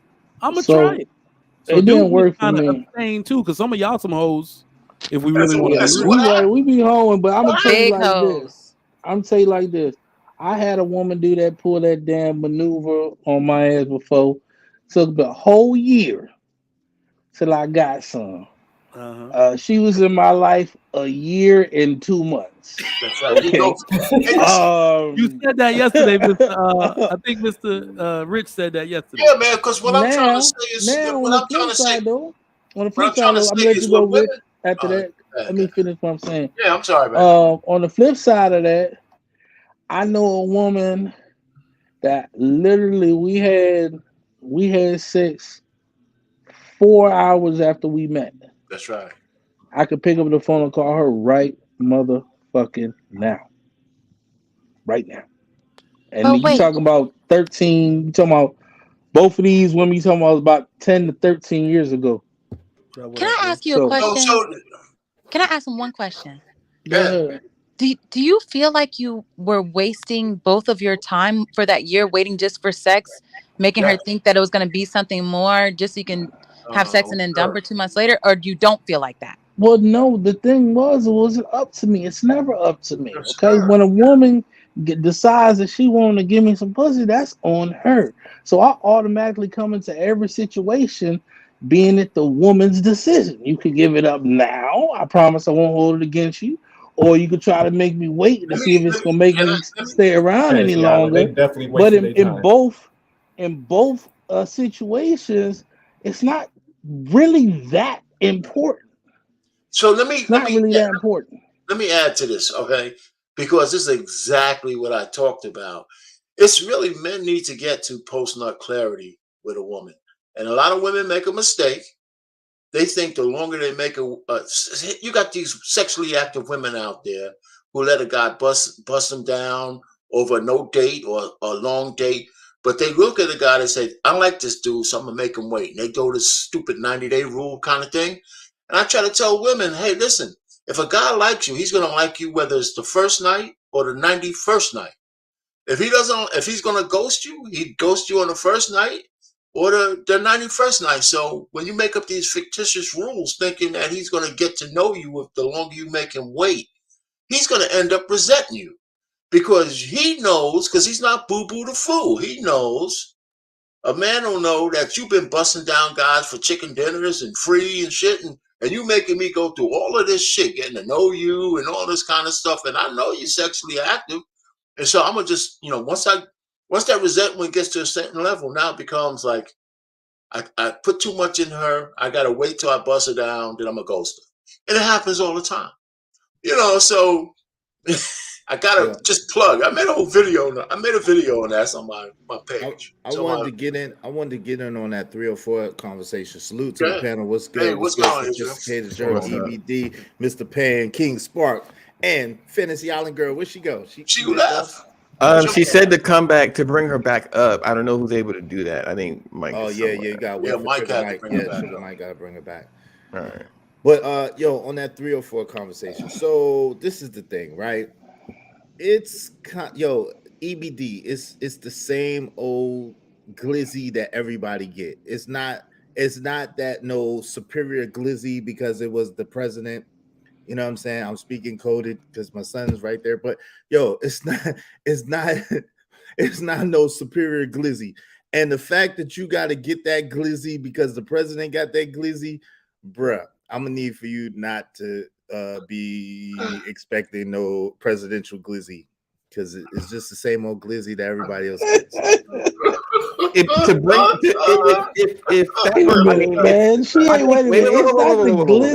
minute. No, I'm not saying like she's some sort of like current Steffens or anything like that. Oh, okay. What I'm saying is like if it was I don't know. There's some kind of look, whether how it is or isn't really the point, right? Because that whatever happened between them, that's them, right? Mm-hmm. What I'm saying is like the fame of who she is and how she got to be who she is will outlive her.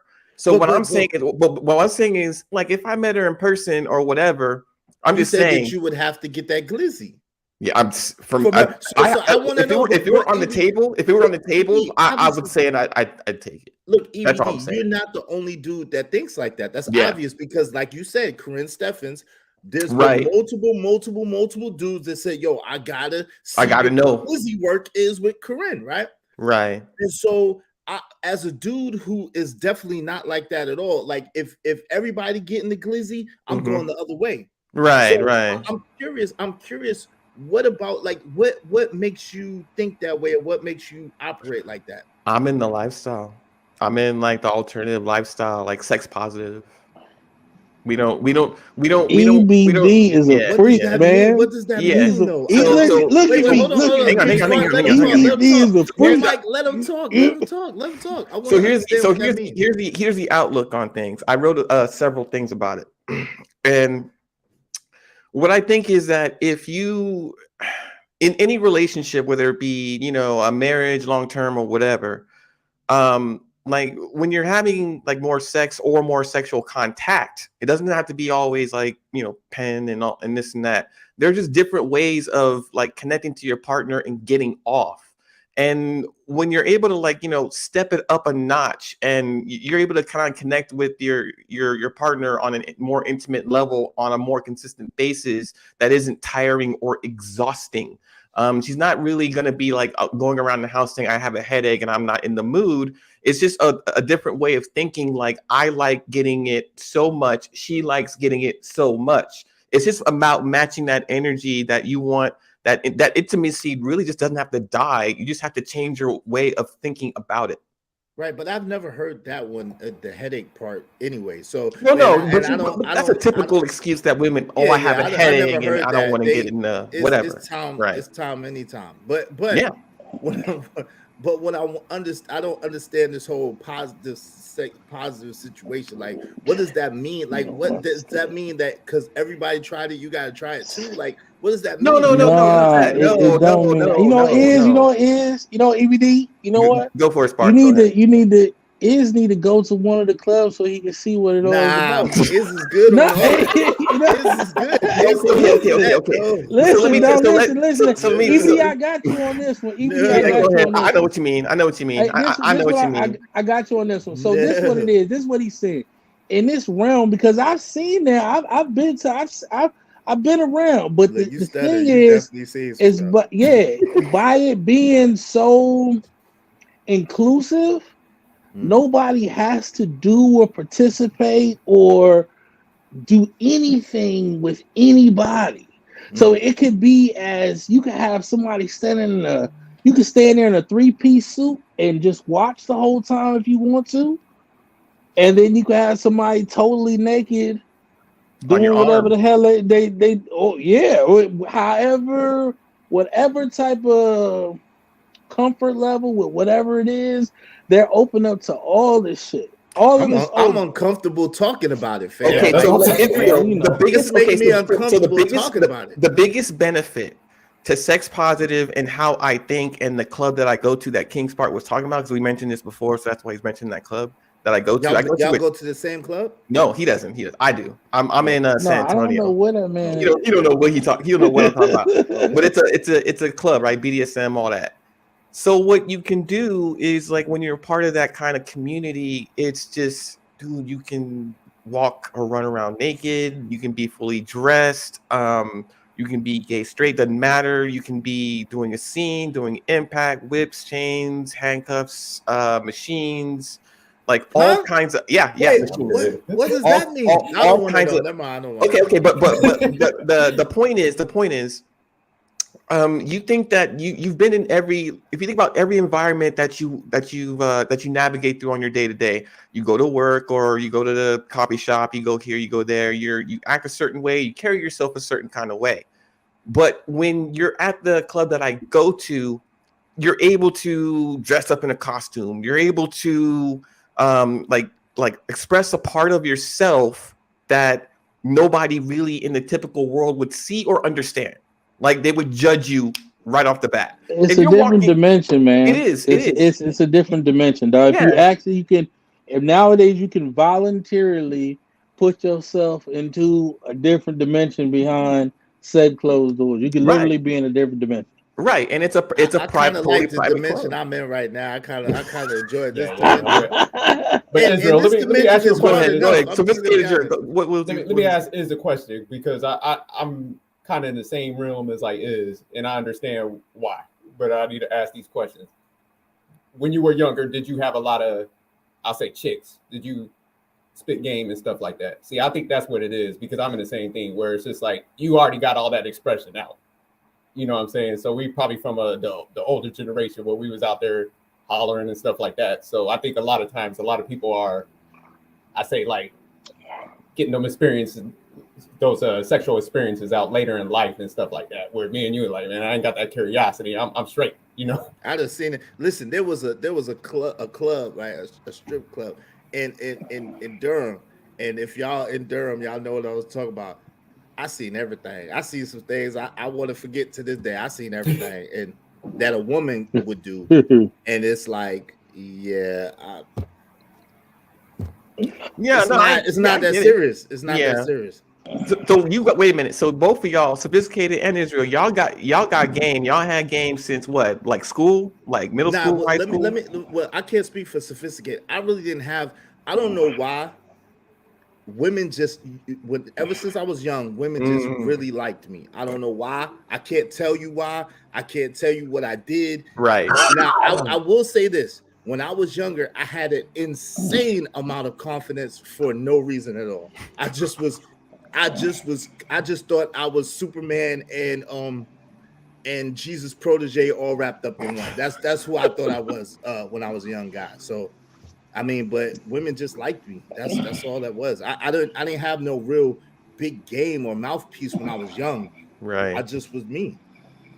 Yeah, I didn't have any of that. I came out of my shell way late. I mean, and then all of a sudden I started discovering all these superpowers and stuff like that. But see, my son, he's in the room. He's not. Girls just like my son is a little handsome little guy. Girls just like my son. They love him. Like, yo, he's a regular kid, and girls in Walmart was like, oh my God, it's him. He just got it like that. He don't got no game. Fantasy, throw me a peace sign. I'll let you back up. Some people don't need game. Some people got it, but don't have to spit it, right? You can walk down the street and get noticed, or you can say something and get noticed. I have more of the personality. I don't have like that look. You're not gonna look at me and be like, oh my God. It's when I say stuff and get you to respond, then it's like, oh, I remember that guy. He always talks a lot of shit. So. What was sophisticated? I want to hear sophisticated though, real quick, because he might have a little different experience. Mine is pretty much like Israel. This is junior high, man, play sports and stuff like that. Grew up in like New York and different places, so man, you just I think you had to develop them skills early, man, when you living around a lot of people and stuff like that. So she just definitely was always hollering, didn't have the mouthpiece, but just didn't fear the rejection and stuff like that. So I think that's what like held a lot of guys back. Well, I was just like, hey, shoot, forget it. If they say no, they say no. You know what I'm saying? I'm just gonna keep throwing my shot there.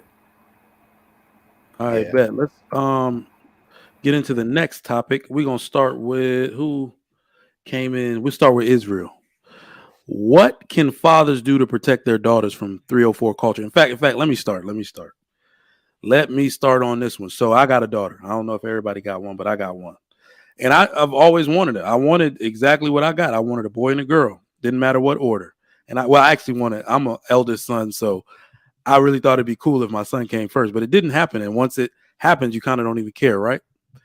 But then it kind of hit me once I had a daughter, like, oh shit, this is a girl. She's not just my daughter. This is a whole girl. They got to be out here in this world, and you got to teach her stuff and keep her away from these predators, right? So there is a lot to be said for how you raise girls and how you allow the community to interact with them. So I noticed this, and there's still hope. I will tell you there's still hope. When we interact with other families, right, you got to be present in the lives of your children in that way. Like my child can't just go out and play with anybody. They can't do that. Who is your mom? Where is your dad?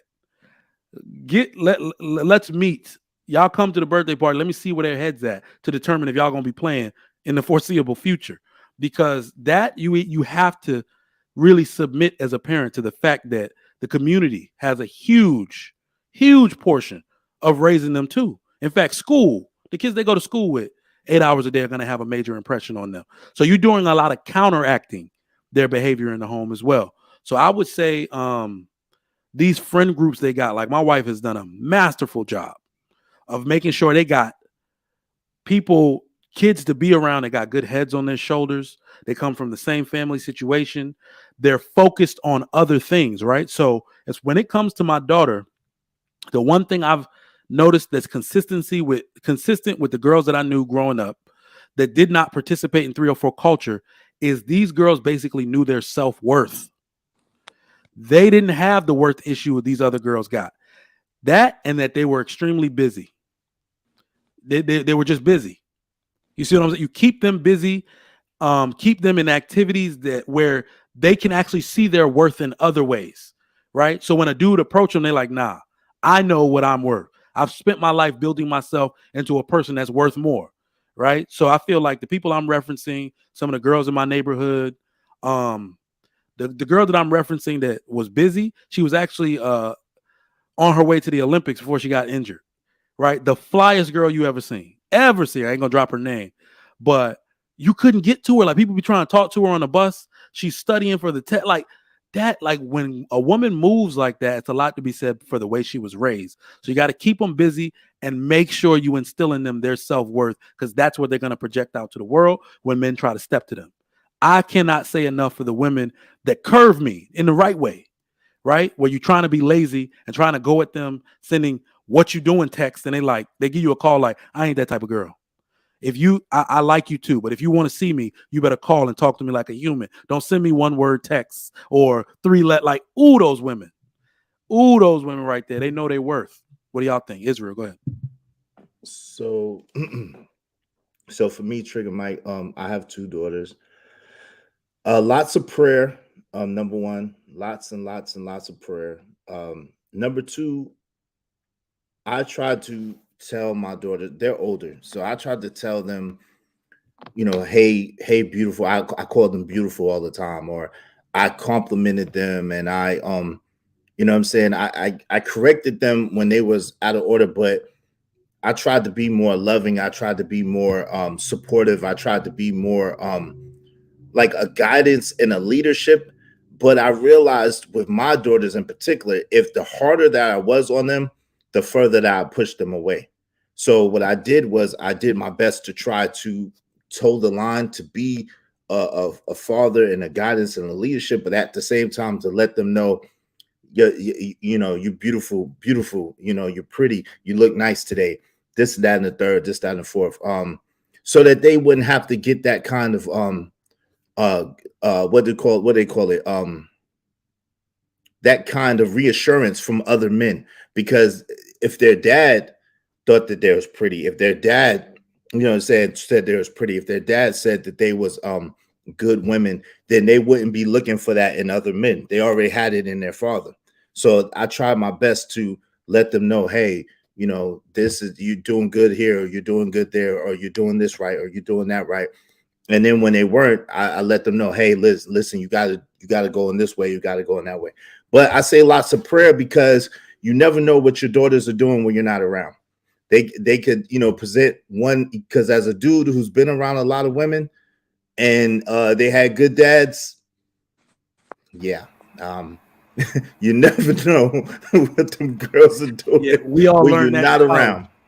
So we all learned that in college. With that said, I just did lots of prayer, and I tried to reassure them, and I tried to give them positive feedback, and I tried to be there for them as much as I could.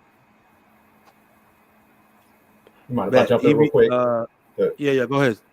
Yeah, so I don't have no daughters, but my sisters, when I talk to my nieces, and I think this is why it's big to have somewhat like of a network of men around, because sometimes kids don't want to hear from their parents for some reason. We just gonna rebel against the message. So sometimes they they have the cool uncle, cousin, whatever.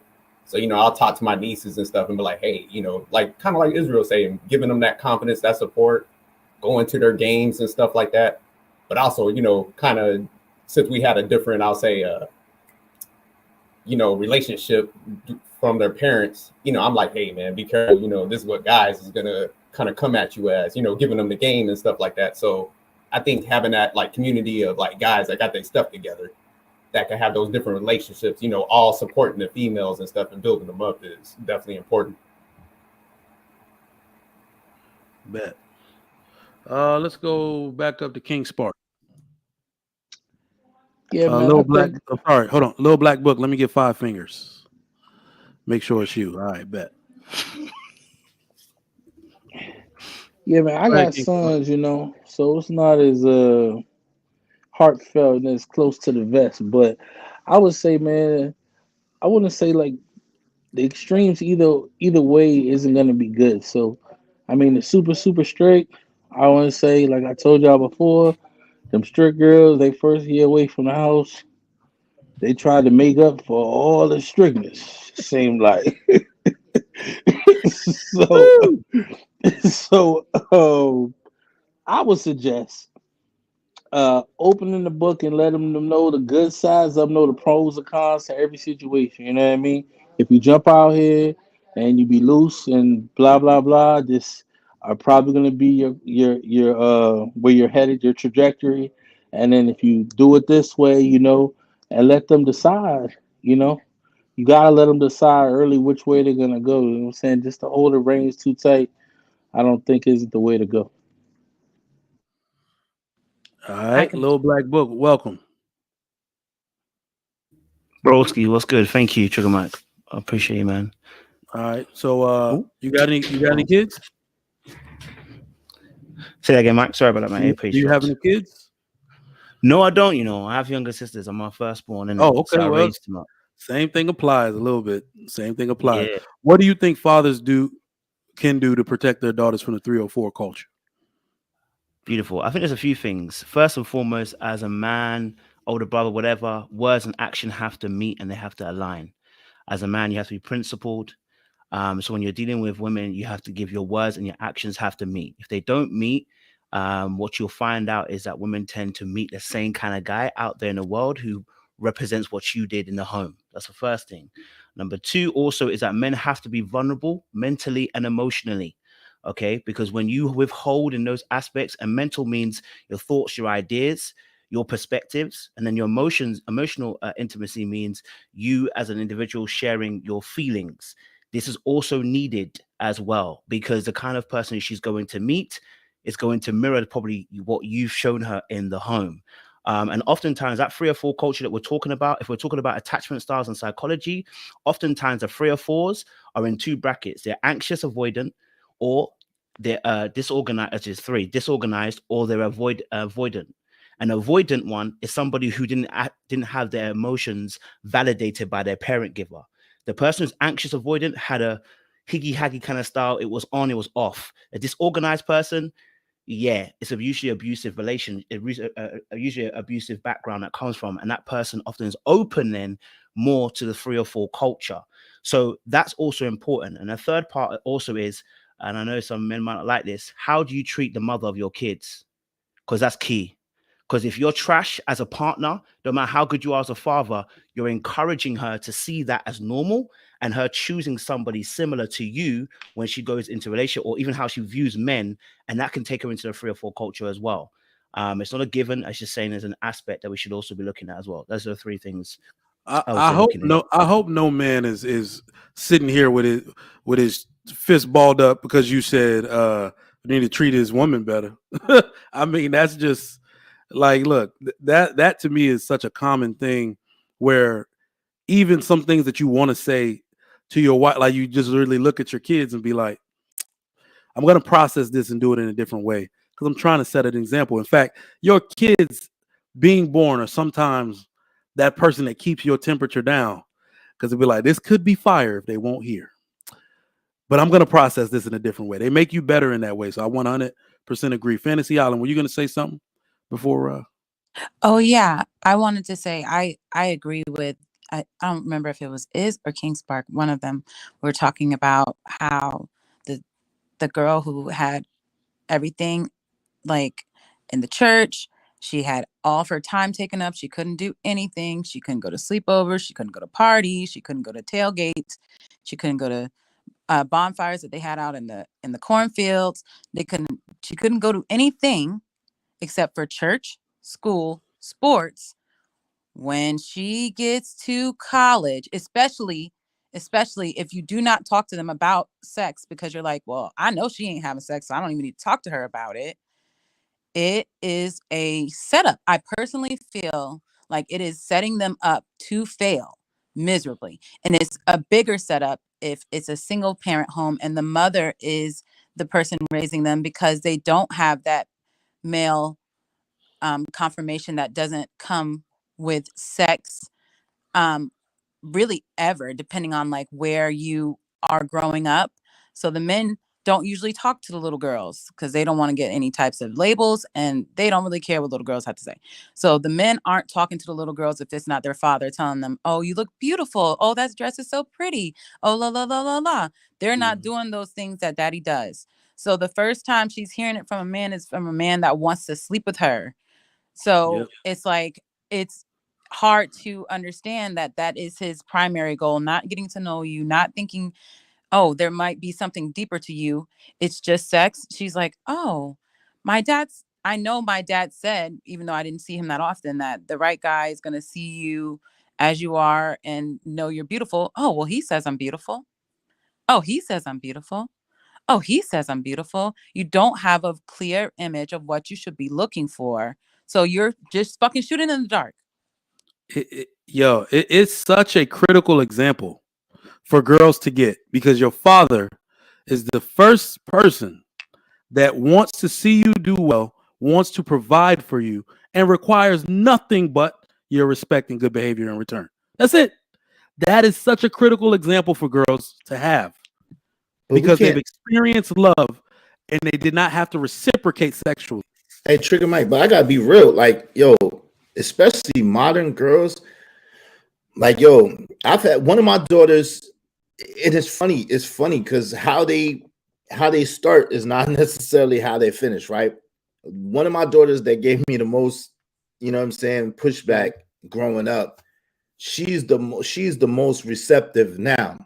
My other daughter, who was the most calm growing up, she's the more like kind of like wild card right now. Oh yeah.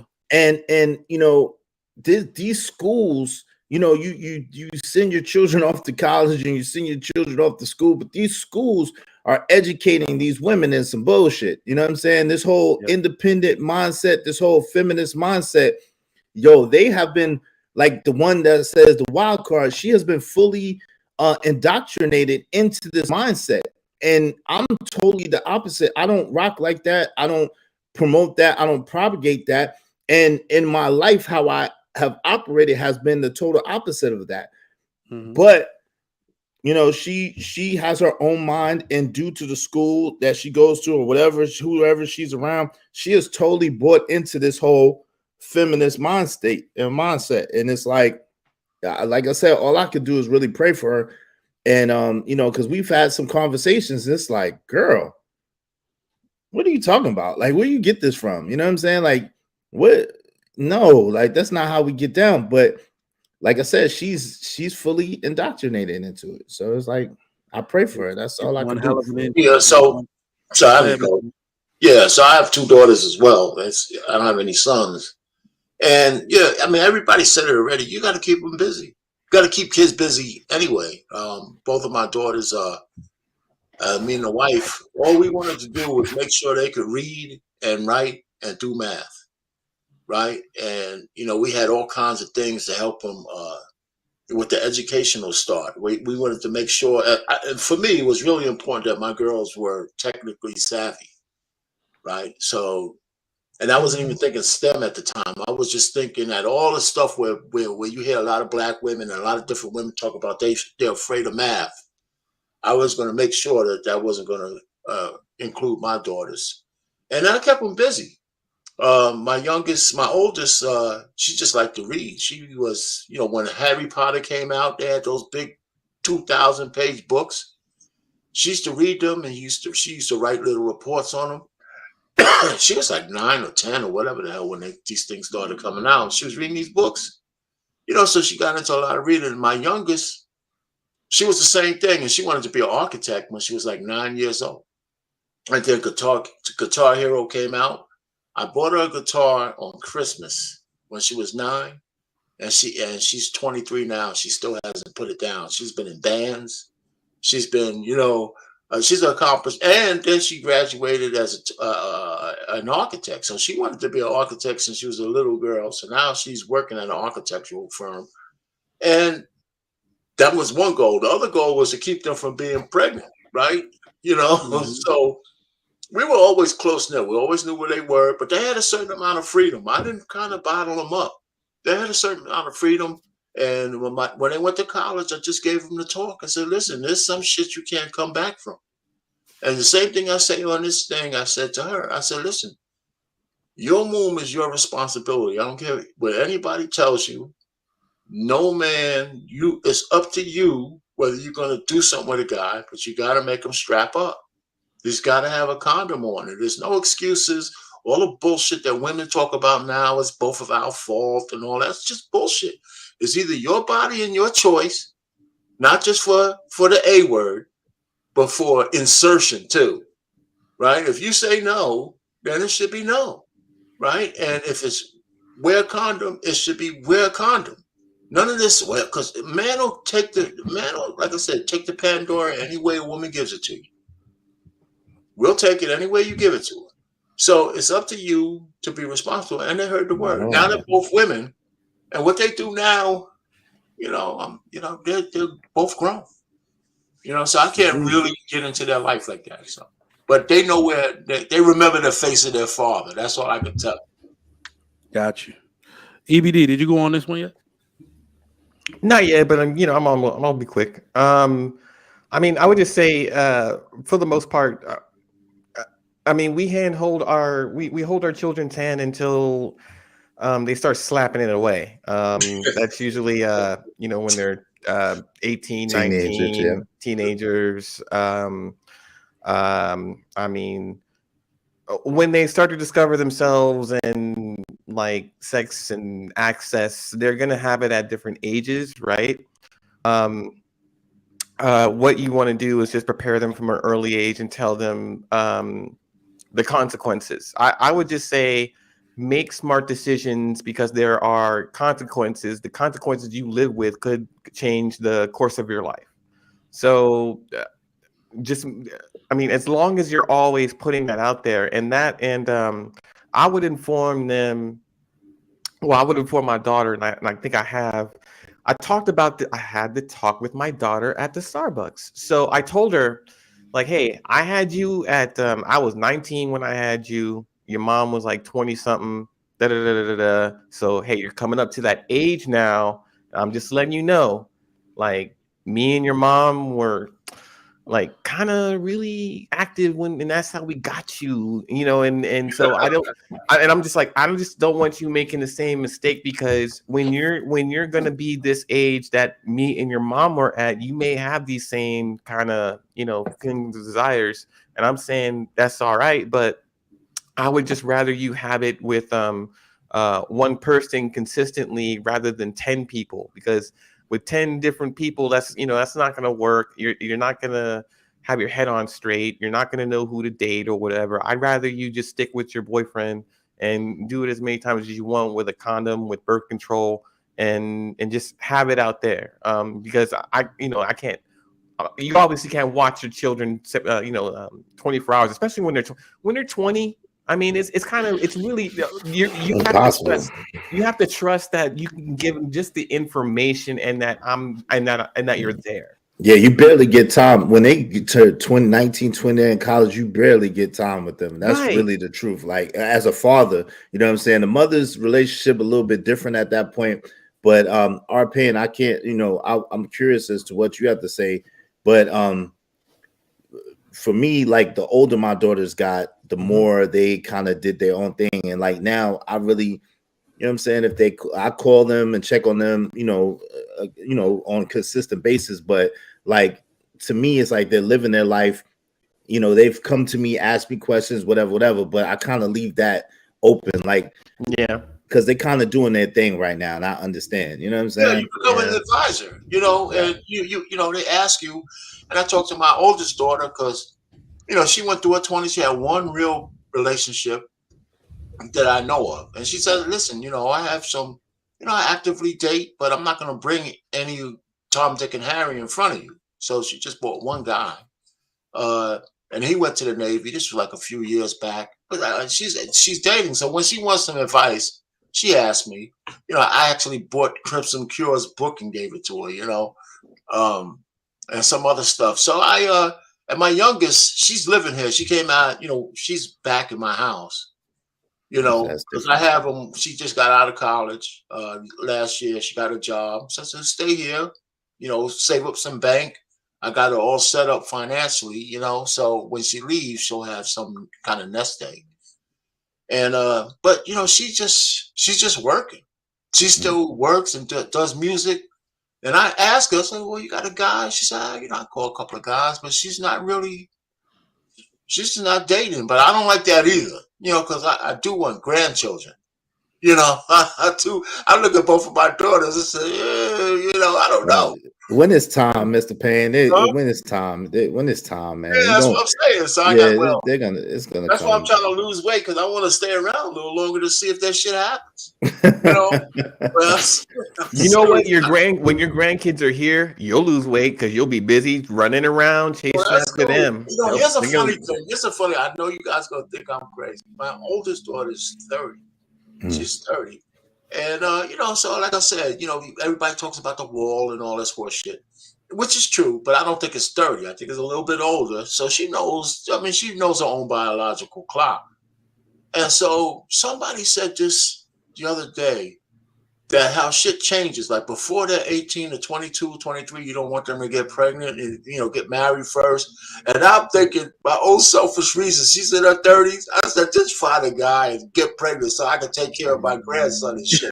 I mean, you know what I'm saying? You know, now my whole rule, I just wanted like a lineage to keep going on and shit. That's Listen, I know, but you gonna spend. Listen, man, it's gonna happen. It's gonna happen. I'm only kind of joking, but still, I thought about that. I said, man, I'm crazy. Well, all my standards I've moved down, you know, they've moved down. That's You see what happens? That's why I'm doing a full court press on my daughter at 21. Yo, good luck. Yo, Trigger Mike, yo, you see the funny thing about you, right? Your kids are still young. You're gonna be a total different parent than you think that you're gonna be, because what you're gonna find out is children are different, and especially children are different. They can have the same mother, the same father, grow up in the same house, and be three totally different people. No, I understand that the reason I know I'm gonna be the same. They're gonna be different. I'm gonna be the same. Good luck. That's what I'm saying. They can be different. Look. My father's never changed. His father, none of my uncles changed. The one reason I think, you know, this is actually a good point to make. The one reason I know things work in my culture, in Nigerian culture, is because the men don't change. And I've said this. I understand that they can do whatever they want to do. But if my daughter gets pregnant out of wedlock, I ain't coming to her fucking baby shower. Because that's what I mean. Like, I'm not changing. I'm going to let you know that you just made a mistake. And if I embolden you and show up and start celebrating, you're going to do that shit again. That is what dudes are seeing. Right. Now, That's fair. That's fair. You got to let them know where you stand with this stuff. Yeah, that's like, fair. I understand that I got to, you know, bring the baby over. The baby is innocent. You know what I'm saying? I got to do all that stuff. But no, you're going to be like, a hole is going to be in your heart. Like, my dad never approved of this shit. I got sisters till this day that, they don't do it no more. They're grown up now. But they're like, something's missing, because it's like, dad never approved of that thing that he never switched. He's still disappointed in me about that shit. That's what I mean when I say I'm never switching. Yeah, I told my daughters, like, yo, so my daughters, I was like, yo, if y'all, I said, listen, you know what I'm saying? The whole wrap it up thing. I told them don't have no sex until they 35. Of course, that's not realistic, but that's what thing I kept pushing on them since they was little girls. Don't date or be with nobody till you're 35. I was trying to set the bar high so they land on like 26, 27. I did that, right? I played that game. But seriously, when they got older, I was like, look, I'm telling you right now, if you have a baby outside of wedlock, I'm not taking care of your baby at all. I'm not. My youngest son is 9. I'm not raising your baby. I'm telling you right now. So, you know, I say I can't speak for your mama. Me and your mom not together. I can't speak for your mama, but I'm gonna tell you right now, if you expected me to babysit and keep that baby, oh, you're sadly mistaken. It ain't gonna happen. So I feel you on that, Trigger Mike. I definitely tried to discourage them as much as I can. That's all it is. Like, more fathers just need to be like brick walls. Like, well, I understand you made a mistake. Ain't got shit to do with me. You're not getting any financial support. You're cut off, and you're gonna know how I feel about this forever. That's how my culture, the fathers are in my culture. Like, imagine this. Imagine you disobeyed your father and you're no longer invited to Christmas. That shit gonna hurt. Well, you can't be around your family because of a mistake you made for some years till they get over it. Can I say That's gonna something? make them make less mistakes. Go ahead, Fantasy Island. Then we're gonna move on. Okay. So I read this super chat, and this guy said, "Is that why you turned into a military 304?" And I wanted to respond to that. Oh, I don't know. But anyway, I wanted to respond to it. I don't know his name, but I know I saw they paid money. They paid money. But either way, I wanted to respond to it. I think I turned into the woman I am because I was molested by multiple sexes of cousins when I was a very little girl. And obviously I didn't hear any talks about sex at that age. So I didn't talk to any adults about it. I know she told me not to tell. The first person that touched me was a girl cousin that was older. She told me not to tell, and I did not tell anybody until I was a grown woman. But so think about that. The mind state is changed because I can't tell anybody. The experience I felt wasn't traumatic. She didn't hurt me, beat me up, blah, blah, blah, blah, blah. All she did was give me sexual pleasure at a very young age where I couldn't understand it. I couldn't unpack that trauma. I couldn't unpack that experience with anybody because I didn't trust anybody enough to tell on her. She was such a sweet girl. Everyone believed she was the sweetest girl. So they would not, I knew I was the wild one. I was always acting spastic.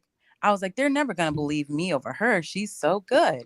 So I did not tell anybody. Then it was a male cousin. And it was like, okay, it feels the same. It doesn't matter if it's a man. It doesn't matter. Or it doesn't matter if it's a boy. It doesn't matter if it's a girl. It feels the same. So that mind state has been there since I was a very little girl, not even teenager, little girl. Yo, I'm So sorry when you that grow you went up, through that, Fantasy Island girl. Like for real, I'm sorry that you went through that. I The had to go children through shouldn't therapy have to to go talk through that. about this. Yeah, I was Children like shouldn't have to go through ashamed. shit like that. Exactly. That's But the crazy. thing is, when you hear about rape, you hear that it's going to be somebody beating you up and doing something, or a stranger snatching you up and all this other stuff.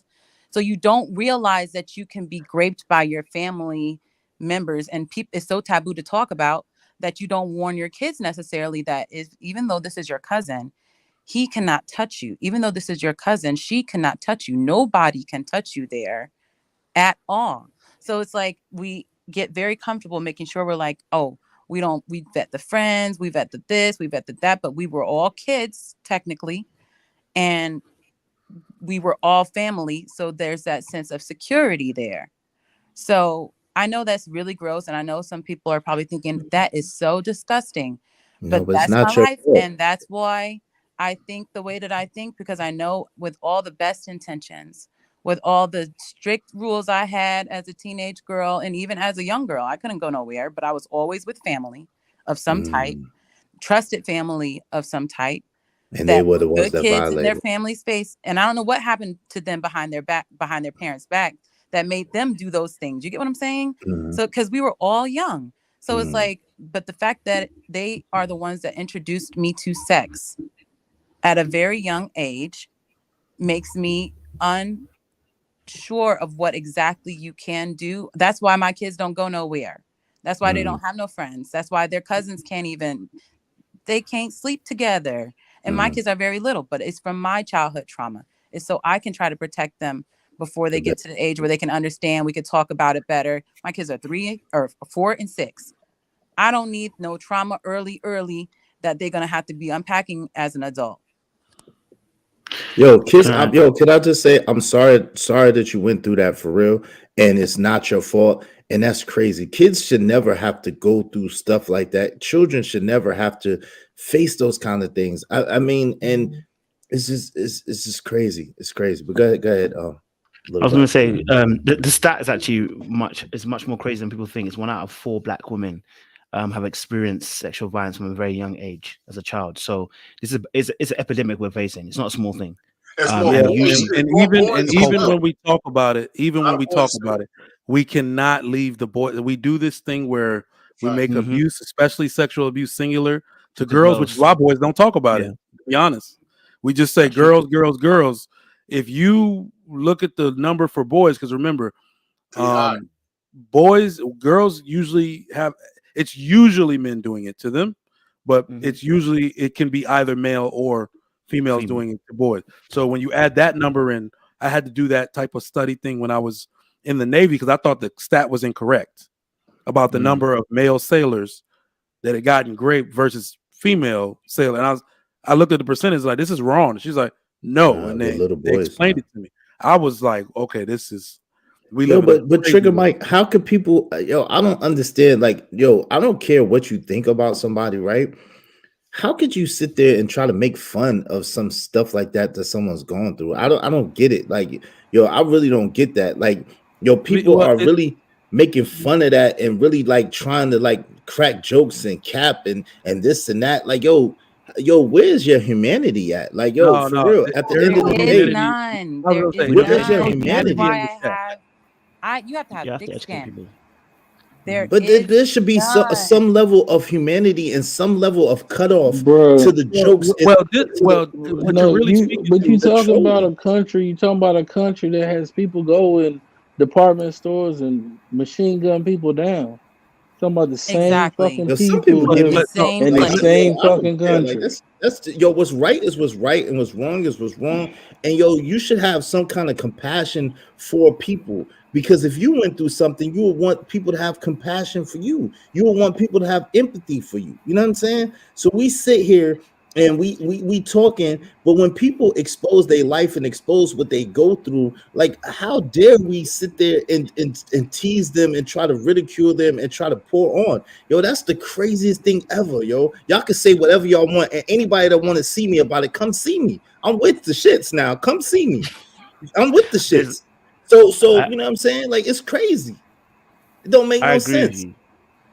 I agree with you. The only thing is, I agree with that point, right? We should have empathy, but empathy has to be across the board, because whilst we're discussing 304s, the way we make jokes about 304s, it's all in the same bracket. Empathy has to be across the board.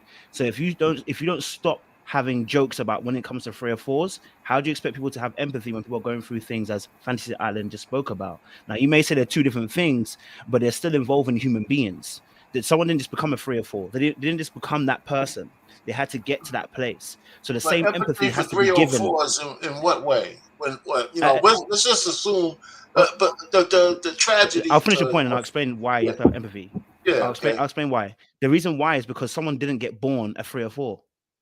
Someone had to get there. There has to be progression. There had to be things that happen in people's lives. So this is why we have to have conversations where we're empathetic in how we discuss a subject. Mr. Payne, that's the difference between someone choosing a certain lifestyle. See, I don't have no wait. I don't have no empathy for people who choose a certain lifestyle. That's their choice, right? But children are not able to protect themselves. That's not what I'm saying. I'm not talking about the children. I'm talking about the 304. No, I know. I'm saying to your point. Let me see what I'm gonna say. Unless little black book, unless you're trying to say that molestation is a gateway to 304ism, then I agree with you. Right? That's not the whole story. What you're trying to say. If you're saying no, that's not the whole. That's not what I said. Oh no, I need you guys to listen. Well, that's what I'm saying. I don't see the connection of empathy for 304s. Listen to what. Okay, so if you listen to what I said, why then you anybody understand. should have empathy for a woman who's a 304 or a man for that matter. If they make a choice to do that. But precisely the reason why, and that's why I said, then you asking for someone to have empathy for kids that have gone through things. You're not, if we're not choosing to be empathetic for people, no one chooses to be. When I say no one chooses, no one gets born a 3 or 4. Things happen in your life, and you choose a particular path, right? Well, and hold on. Let me finish the point. Go ahead, my man. I would like to get in after you finish, please. People get to that space because they've gone through things in life, right? And things happen to them, and they choose a particular path. And what I'm saying is, if you're going to lambast people for not having empathy for Fantasy Island, which I think we should, right? I'm saying to you that the way that we discuss people who are quote unquote 3, I don't call women 3 or 4s, by the way, but 3 or 4s, I'm just going by the conversation. Then we have to also be aware that people get to this place because certain things happen in their life, not necessarily what Fantasy Island's been through, but they've gone through certain things to get them to that place, right? The funny thing is, what happened on this just about 20 minutes ago, Pain, you said something really interesting. You said my daughter's 30. But funny thing about the wall situation. See how quickly you turned it around and have empathy. Some people don't have empathy. They'll be like, she's a 30-year-old. She's at the wall. But when it's your daughter now, you got to change the way you speak. This is the whole point about having empathy across the board. Not saying you done anything bad. I don't say you done anything bad. I'm not saying you done anything bad.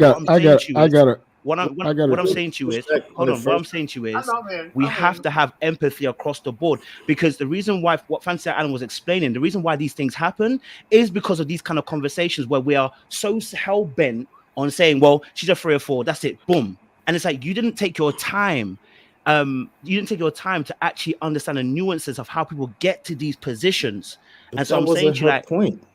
I don't think that was so much. I didn't say that was her point. You see, this is what happens. But listen. Wait. I know, but you kind of going for a long time, and you're saying the same thing over and over again, right? At this point, little black book, right? And this is the thing. You don't actually listen. No, I did. I listened to everything that you said. I definitely don't agree with what you're saying right now, because again, we have to differentiate between children who cannot protect themselves, who have no choice in the matter, who really don't know no better, and grown-ups, no matter how they grew up, no matter what they've been through, grown-ups who should know better and have a choice, like you said, a choice that they can make. Children a lot of times don't have no choice. Children cannot speak for themselves. Children in certain positions cannot defend themselves. They are the defenseless. So to try to equate 304s, which is a chosen lifestyle, unless they are the victim of some kind of trafficking and some kind of slavery situation, right?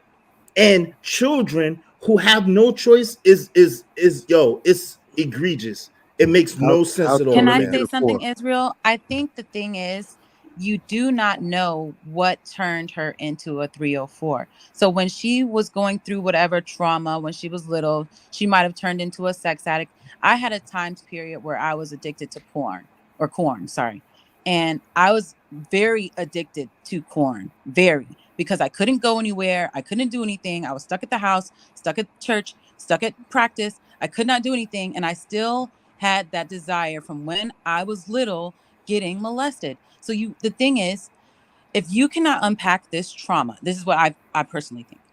If you cannot unpack this trauma when you are little, you are going to have to address that trauma at some point in your life.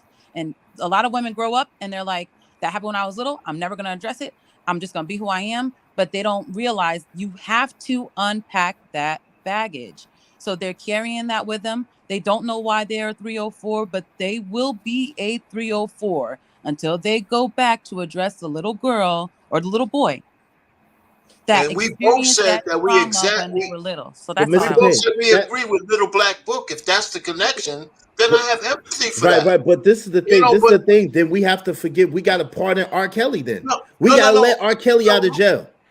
That's not what we have to pardon R. Kelly, y'all. Because that's what he went through, and that's why he is the way he is. Okay, let me finish this thing, okay? First of all, I don't think this panel talking about 304s is completely unempathetic anyway. We're just talking about the situation that we're in, right? Nobody's really swinging some kind of hammer. We got a real society of women who are loose for whatever reason. If it's because they were, abused when they were younger, I can see empathy all the way through as a gateway. But a lot of women are making a conscious choice to fool around like that, because of feminism, because of what they've learned. And I don't have any empathy for those women from the standpoint that I don't dislike them, because if they're women, they can still be nice people. But the behavior is what we're talking about. Right. This is what I'm trying to say, guys. No, there's consequences, actions. So hold on. So this is the thing. If you're not championing the cause of R. Kelly being free, because R. Kelly was the victim of what you're talking about, which has made him the way that he is, and that's the reason why he's in the position that he's in now, by your logic. So if you're not championing R. Kelly, and for R. Kelly, why not? I got to tell you guys. I got to tell you. You want me to answer it? Yeah. Excuse me, guys. I got to say this right quick. This is how sympathy goes. When it's for men, there is no sympathy. When it's for women, there is sympathy. It's empathy though, sir. Not sympathy. No, I'm sorry. Empathy is a empathy. Difference. I'm sorry, but no. The reason why I say sympathy is that we become sympathetic. I understand what you mean by empathy. Yeah, there's a difference. I know there is this difference. We become sympathetic to what women go through, which means we sympathize with them. But when men go through the same thing, we don't sympathize with men. But let me try, go to empathy as you're trying to take me to empathy. You see, we also become empathetic to women travail. But we don't become empathetic to men travail. I got to tell you this. There are lots of women, especially molestation starts from home. We have to agree to that. Most people are molested from their family members or the same people they grew up with. I have a girl that I know that she is very, very, she has everything well to do. She's well to do right now. She got what she wanted in life.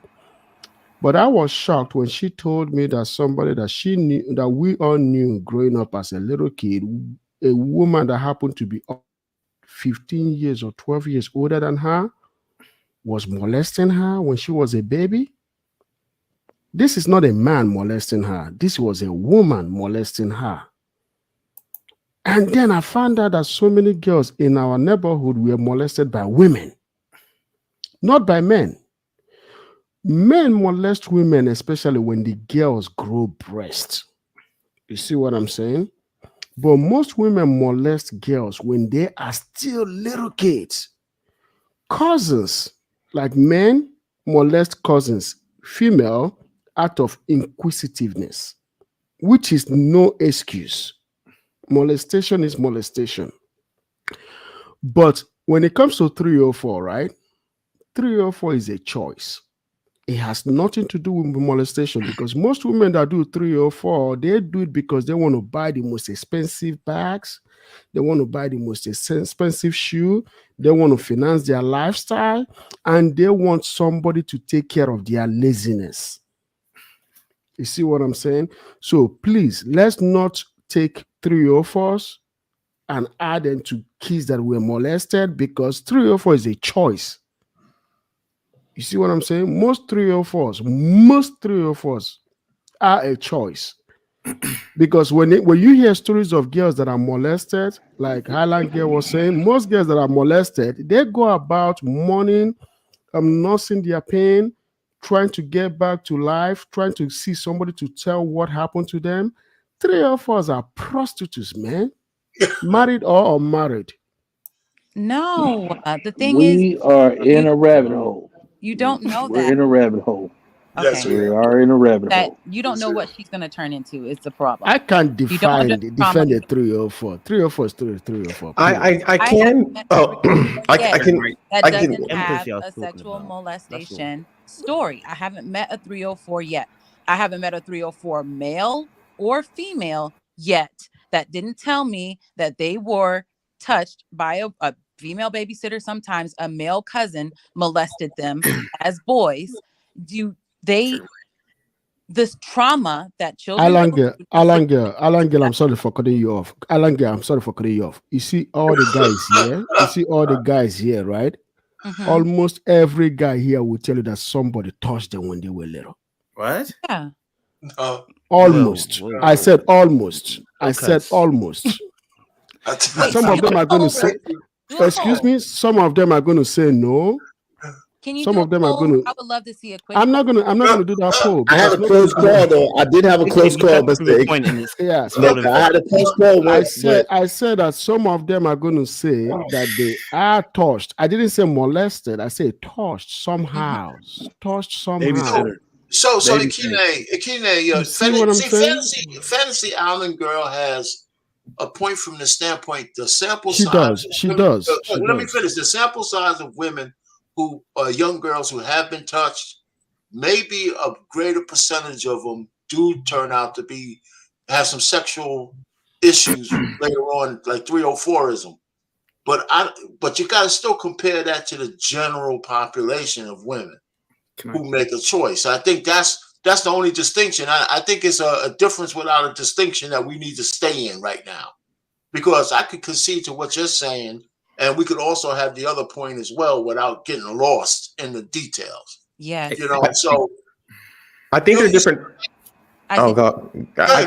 I'm sorry. I think there are different factors that we kind of leave out as far as when we call like 304 culture, because I do think that life happens in phases as well, right? I mean, as often as men think about sex and being hypersexual through our teenage years is not the same as when we're in our 30s and 40s and things like that. We think about it way less often. We're all about our purpose. We're more business minded, things like that. So I think like when we talk about women as well, I don't think that when you look at a woman and you judge her behavior, we can judge her behavior within maybe this year to this year, but 2 years, 3 years, 5 years, where is she now? Is she still a 304? Is she still practicing 304? So I think like it's it's more dynamic than we say, because how many besides the responsibility for your actions. True, but besides the actual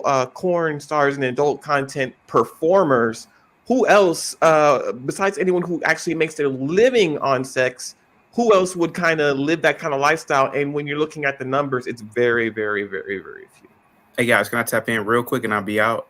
First of all, Akene is right. I was touched as a kid several times by older females. I don't look at it as molestation. I looked at it as, hey, look, man, I was trying to get some coochie at a young age. Now, real quick before I leave, guys. How old though, Chaotic? How old? Oh, I was like real young. I was like 11 or 12 at the time. I thought it was just normal for older girls to, fondle you and touch you and kiss you and stuff like that. But nevertheless, I didn't look at it as I was being molested. Now, Fantasy Island, you there, sweetheart? Mm-hmm. The other day, I wanted to call in. I woke up and I heard, and I know this is way off the subject, guys. This is why I'm not going to leave. I heard that big Negro banshee, nappy head Jay Prince going in on you. Now, in the interest of Women's History Month, I'm going to simp for you. I thought that was wrong and evil what he was saying about you. There is nothing wrong with interracial dating. And I've made several videos supporting Black women leaving these big bubble lip, nappy head. Yeah, really? Are we doing this? Are we really gonna do this? Are we really gonna do this? No. Ladies and gentlemen, ladies and gentlemen, for context. No, you just got here and just offended the whole panel. Hang on. What is got here and offended the whole panel? No, hang on. Let him finish. Let him finish. Let him finish. Let him finish that coonery. Just let him finish his terrorism and his insult rant. Let him finish it. Get it all out. Get it all out. I just got here and I'm gonna leave. First, go ahead, sir. Go ahead. Regulated. Enter the Black Dragon.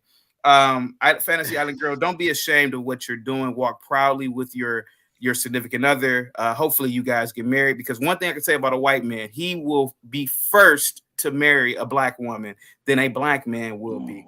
Now those are facts. No, I know more Black women are. Look at them and hate yourself. Do you know you're a Black man, Chaotic? Do you know that you're a Black man? No, Chaotic. Do you know that you're a Black man? That's all I want to know. Can I talk, please? Hang on. I'm gonna leave in like 1 minute. Go ahead. You know that you're a Black man, Chaotic? Israel, can I talk, please? He does. No, please, Israel. I just want to know if you listen to every Django, there's a Steven. Go ahead, Steven. Okay, go ahead. Finish your point, Steven. Finish up, Steven. Fantasy Island girl, that white guy probably treats you like the princess that you are, and most of these bubble lip Negroes won't ever treat you like that. So here goes the thing, sweetheart. Don't get mad at Jay Prince. Just look at him for what he is. She gonna miss those bubble lips. She gonna miss those. No. He got bubble and Chaotic got bubble lips. I'm out of here, guys. I'll talk to you guys later. You got bubble lips, Chaotic. I'm out of here. Bubble lip. I'm out of here.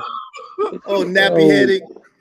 He the blackest motherfucker in the world. And the bubblest lippest, the nappiest head is. You know he looks like 1990s, like a boy band group. One mic. This is the last time, Chaotic. Don't ask me. That's your cousin. No more. Well, you gotta get your cousin, Trigger Mike. That's your cousin. I don't know why you let your cousin come up here and do this. He looks like that real estate agent that screwed you. Oh man. Woo. He got the biggest bubble lips and the nappiest head up here. The nerve and audacity, the unmitigated gold, the temerity. The thing is, you don't lose attraction. Does he look in a mirror? Does he look in a mirror? Attraction for Black men just because you meet a white man that is good for you at the time you're in, that loves you as you are, that wants to take care of you. That doesn't mean all of a sudden Black men are bubble lip, nappy headed. Yeah, that's chaotic. I'm glad you dragon, la la la. Like that doesn't mean that. I agree. But that is. I'm glad you can say that, Fantasy Island girl. But that's what gets put on to me. Now that I'm with a white man, it's like, oh, you must be. Why? You must hate Black people. So no. You're gonna be with a white guy. One thing that a lot of people don't understand statistically is that white men only marry Black women at 3%. They marry mostly Asian women. Yeah, that is their thing. But we're not usually dating white men. Black women and Black men are race loyal to each other at the majority. We're not usually dating white men. I got to dispute that. Black men are the most loyal people that marry black women. Black women, if you put a black man and a white guy next to each other, a black woman will always get excited when a white man approaches her. She will leave a black man for a white man any day, anytime, because of status. No. I got to tell you guys. Women that say I will never. I will Do you know that? never Do you know that? let a white man touch me. I can't believe the narrative. You guys, wait. Hold on, y'all. Hold on. Wait, Fantasy Island girl, I never worried about dating. That. Your man is white, correct? Mm-hmm. Yes. But you just said you would never leave a black man for a white guy. What did you just say? No, I said you never lose the attraction to black men. Like, I didn't leave. Hold on, y'all. Not only do I believe you, not only do I believe you, black women are so race loyal that every time I see a black woman with a white guy around other black men, I'd be like, dude, you better don't bring her here no more, bro. You can see it coming out of her pores. Like she's gonna cheat with a black dude. Natural, Fantasy right? Island girl, I know you having fun right now, but if we check your DMs and we go in your secure folder, are you prepared to say you're not riding any black D for the entirety of your relationship? Don't do it like that, Trigger Mike. Don't do it like that. No, the thing you were mighty silent. No, listen, the thing is, when we started out our open relationship, our poly relationship, the one guy that I did sleep with was a black man that I was interested in for 10 years, that I hadn't had any sexual contact with, but I wanted to experience it. When he gave me the green light, I took it, and it devastated him. We know. And I did not want to do that shit to him again, but he told me. We went to counseling. The counselor was like, try this, talk to this, do this. I went back again. Devastated again. I look at everything. I look at everything. Hold on, y'all. I look at everything, even racism, partly as white men just having penis envy about black men. So think about what they think when you gonna give your black woman over to a black dude. Just imagine him walking in and I'm nailing her ass to the wall. There is no way. You getting the shotgun, bro. You get the shotgun. That's the same thing with them studs too. That's the same thing with them studs too. Trigger Mike. What's the meaning of polygamy, Halangel? What's the meaning of polygamy?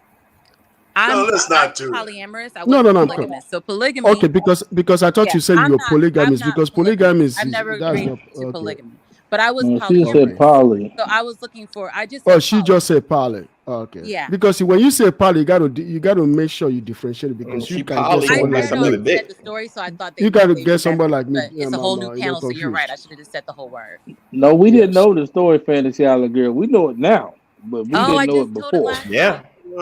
Oh, I didn't know. I did not know. Wow. So wait a minute. You guys are you guys were practicing poly, or you're not anymore currently? Yeah, we're closed now. Okay, so does that mean that door can also swing open maybe at a later time? I'm asking. Well, this is how it actually works in a stable relationship. The door closes and then later on it opens. That's what I'm asking. The cookie already left the jar, is not coming back. You guys stop, man. The cookie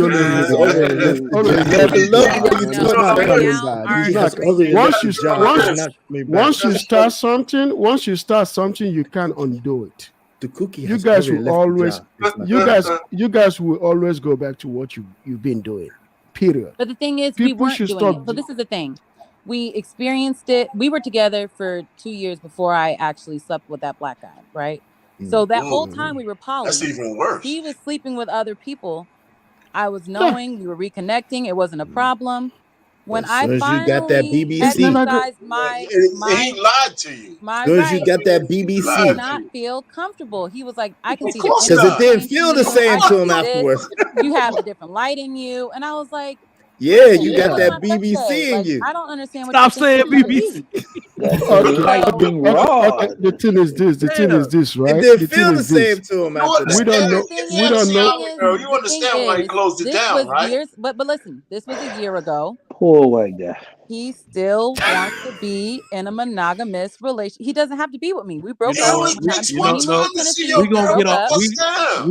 We are going to get off of Fantasy Island Girls Thank you. relationship. Yeah, She is yeah. getting God bless verbally you. gangbang right And now, her, and I yeah. don't appreciate it. And All what right, she Ah, likes yeah. this Thank though. you, She Sugar takes Mike. we're so not many. gonna God verbally bless her. gangbang Her right I now. don't want relationship. y'all I to wish feel you the like I'm best. some freak. I was just explaining. No, No, it's all we good. love It's the Okay, all Fantasy good. okay. Island. No, First You of know you all, we weren't doing love a first of good all, job. Fantasy Island. first of all, you are not the freak on this panel. You're just not. You're Right. You just hear not. everything EBD says. Right. We got we got a That's resident hoe he already. is our Let me resident. get So what's let next, me Mike? get we're gonna go around as a matter of fact. True Let me Table get didn't this say one right nothing here. yet, man. All right, so real quick, 30 seconds. What percentage of women do you think regret their participation in 304 culture? We'll start with EBD. Depending on what age, I would say 60% if they're over 40, 45, single, can't get the ring. When they're younger, they have no regrets. Are you kidding me? They'll Snapchat it. They'll tweet it.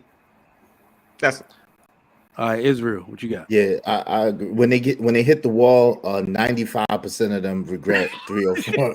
304. Well, after after they get older, they definitely regret it. But while they're doing it, it seems all good, But it ain't so fun when a rabbit got the gun. That's how it happens. I bet King Spark. Yeah, I'm with everybody else, man. That's it. It just depends on when you ask they ask. When they just jump off the dick, they cool with it. But then when everybody learned that you've been on and off dicks, it ain't that cool no more. But, so 97%. So the different answer. 97%. yeah, This I'm is with high. everybody This is a else. high ass percentage, bro. Yeah, Sophisticated. I would Yo, say what is this like? The Price is Right. You gotta go one. Yeah, that's Yo, Yeah, I was gonna say 95%. People might talk tough and try to act like it don't bother them, but man, when you talk to like women that are single and stuff, you can hear it in their voice that they want somebody. So yeah, that's definitely like 95%. I bet Mr. Rich. Yeah, I would say around 85% regret it when they're around 35 to 40, and the other 15% are lying. Okay. Little Black Book. I'm agreeing with the fellas on this one. Listen, I think it's around about 90% that are gonna regret it. If you didn't end in a relationship for you, and you're not in a relationship, you're not married, it's close to 95% because that didn't help you at all. You know what I mean? All right. We got the lady in the house. I want to know because I want to see if you're gonna. Is there such thing as a female simp for other women? No. What do we call them? The sisterhood. I want to see if you're gonna stay the sister code or you're gonna be real with us. You're not going to turn into Cinderella after your 304 stage. They're not going to love you. They're not going to wife you. That's not the normal story. The normal story is you are single in your 40s, 50s, 60s on Kendra G show looking for love. Do not waste your youth being That's a Kendra G. 304. No matter what you went through, fix that trauma, fix yourself, and don't do it. Don't go So down is that that path. 100% Fantasy Island Girl? All 100% will regret it. That's where I'm at with it. 100% will. Okay. 99.95. Damn, you took my answer. You took my answer. 99. I'm gonna do for 99.99. All right. Ikene. 15% between the age of 20 and 25. 35% between the age of 25 and 30, because that's when they start taking drugs and self-medicating to suppress, the experience. But then by the age of 40, I would say about 50%, because most women between the age of 40 and 50, they don't care. They just horny. They don't care. Even though they're 3 or 4 retired, they still come back to the game between the age of 40 and 50. But from 50 to 60, I would say about 75%. Anything above that, 99.5%. Yeah. So you gave us a education chronological breakdown. I need a degree. He gave us a dissertation on the whole facts. He gave us a whole facts. He gave us a whole facts. That's what he did. Other car facts, that's a whole facts. Then we run a Salute chronological to you, report on hoism in America. Brother Ikene, salute to you, sir. All right, True Table. I was gonna say 99.9. Same thing. All the fellas is on par. It's once she hits a point to where her access to relationships, significant relationships, are void. They're not happening. So I would say 99.9%, definitely. Yep, I'm right there with y'all. 99.9. I don't. So basically, when women actually realize what they really want. So remember, I don't believe none of this stuff that's going on today. I think all the women are lying because they have the opportunity. You got to think about it.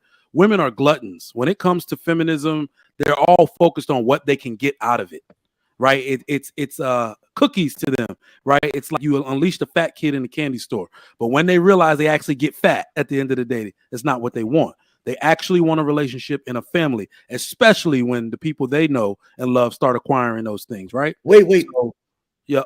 Yo, Trucker Yell said that that child support was found unconstitutional in the Supreme Court. I'm just looking at it. Is that I'm true? checking it out. Are we getting wins here? I'm checking. I'm googling it. I'm googling it right now. Hang on, because I got all my receipts. I got my receipts. Hold up. Don't troll me. I got my receipts. We got history being made on the something thousand. Don't worry. That's so Don't worry. I'm going to court. I gotta let you know what? I gotta go. I'm going to court. I gotta go. I'm googling it right now. Court tomorrow. I'm going to court.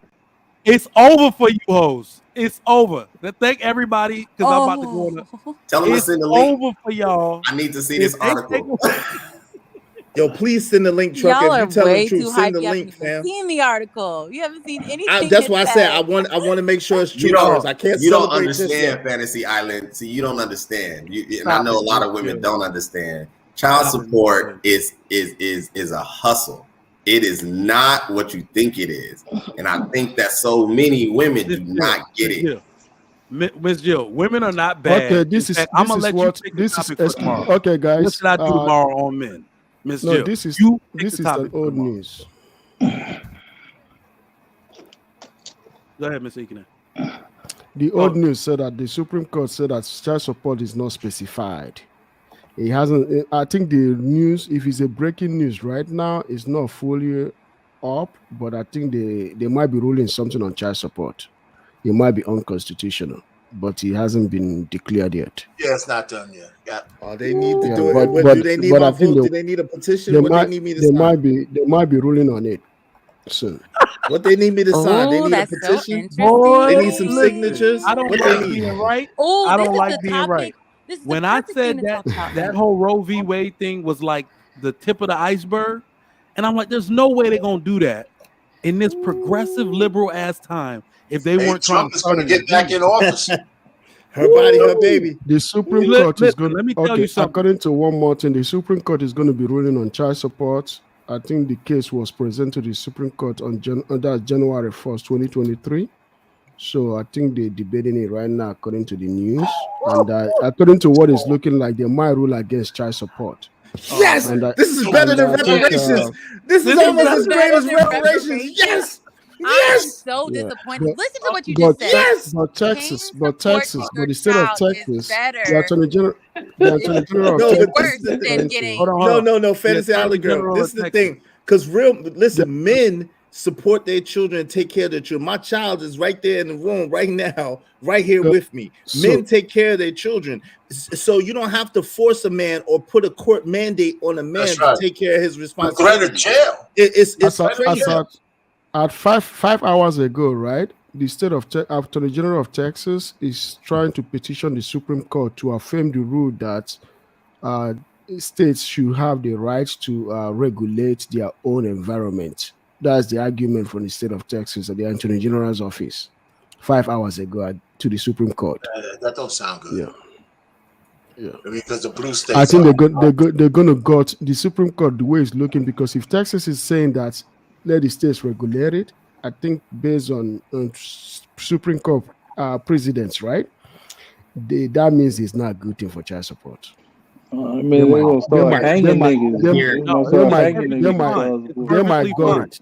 They might go it. Fantasy Girl's perspective on it, because she's had a couple commentaries, but I want to know, he said it's better than reparations. I was being funny. Taking off child support, and then y'all start doing your little "you and us was never part I was joking. Come on, that's a joke.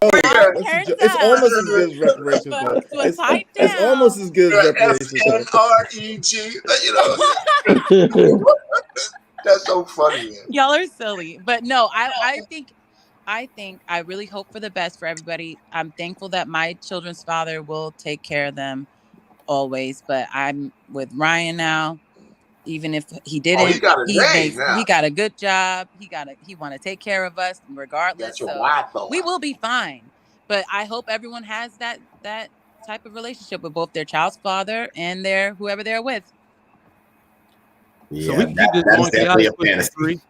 Yo, we can keep this going. What are people talking about? Hey, yo, son, come here for a second and wave for the people. Come here and wave for the people. What they talking about? If men took care of their responsibilities, yo, men do take care. I take care of my responsibility. You know what I'm saying? So do you want to know what's so impactful about this? Wave in front of the thing. Let me tell y'all what's so impactful about this. Let me tell y'all what's so impactful about this. Yeah. The reason women will be upset with this is because it puts the microscope back on them.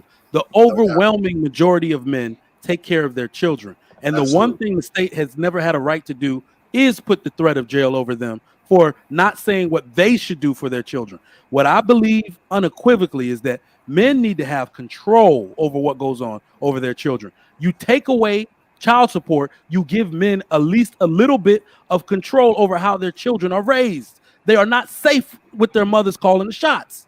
This is the beginning of the end of that shit. How are you going to have a whole culture of degeneracy and say nothing needs to change? Well, it wouldn't even everybody. It wouldn't even last if they just give custody to the father. I mean, that's the cure-all. That's the cure. Like, it's gonna start happening now that the women ain't getting no free money. They're gonna want to get those kids. They're gonna want to get. And the guys are gonna be like, give them to me. This is the tip of the iceberg, It's a win Mr. for Payne. everybody. Honestly, it's a win for everybody because the society will be better when more children are raised by their fathers, based on these stats that we already have right now. But we'll see later because it'll be a nice little switch. Because these women are gonna be handing these babies over like hotcakes when they can't afford and they're gonna be them. I would want to believe that. I would want to believe that fantasy, but seeing so many situations, I think a lot of women keep the kids because they know that man is only going to deal with them based on the premise that kid is attached to her. Like, it's the money thing that's one aspect, but I see a lot of women really keep this going because they still somehow want to deal with that man. Like, that man has checked out. He's like, I am only dealing with you because you have my kid. And she knows that. So I hear you. No more trapping. No more trapping. That is so true. That's That deep. is very true. You sound like that phone. Hey, I wish prototype dad was here. I wish he was here. That's he it. said No, it that's like it.